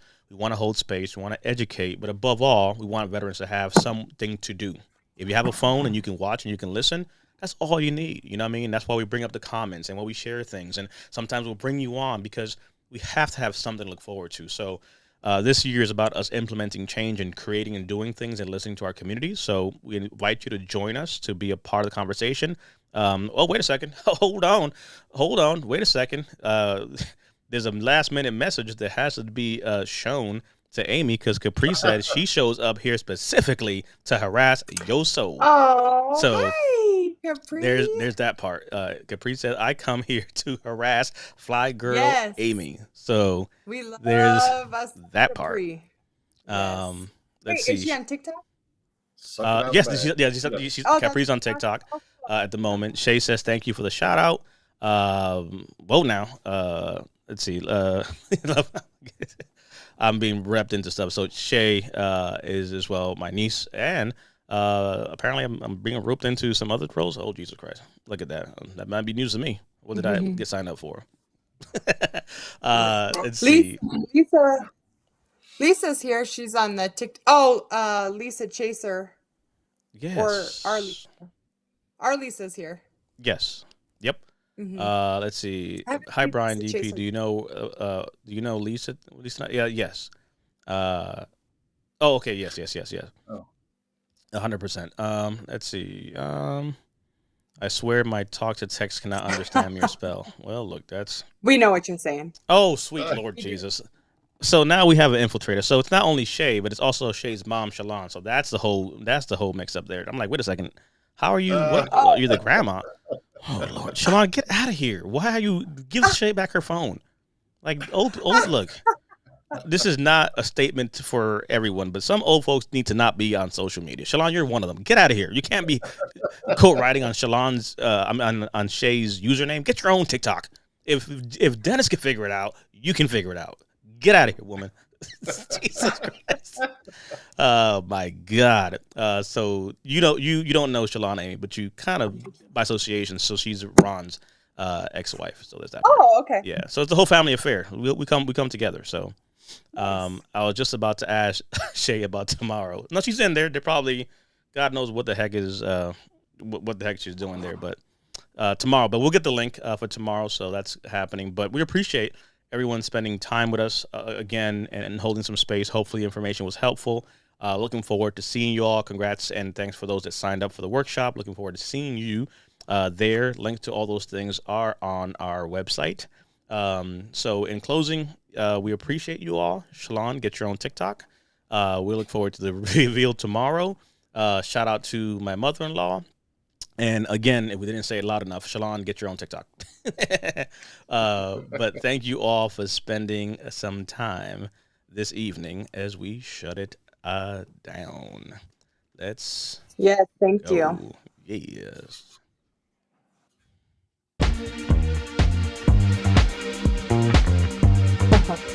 Just another sunny day in Southern California.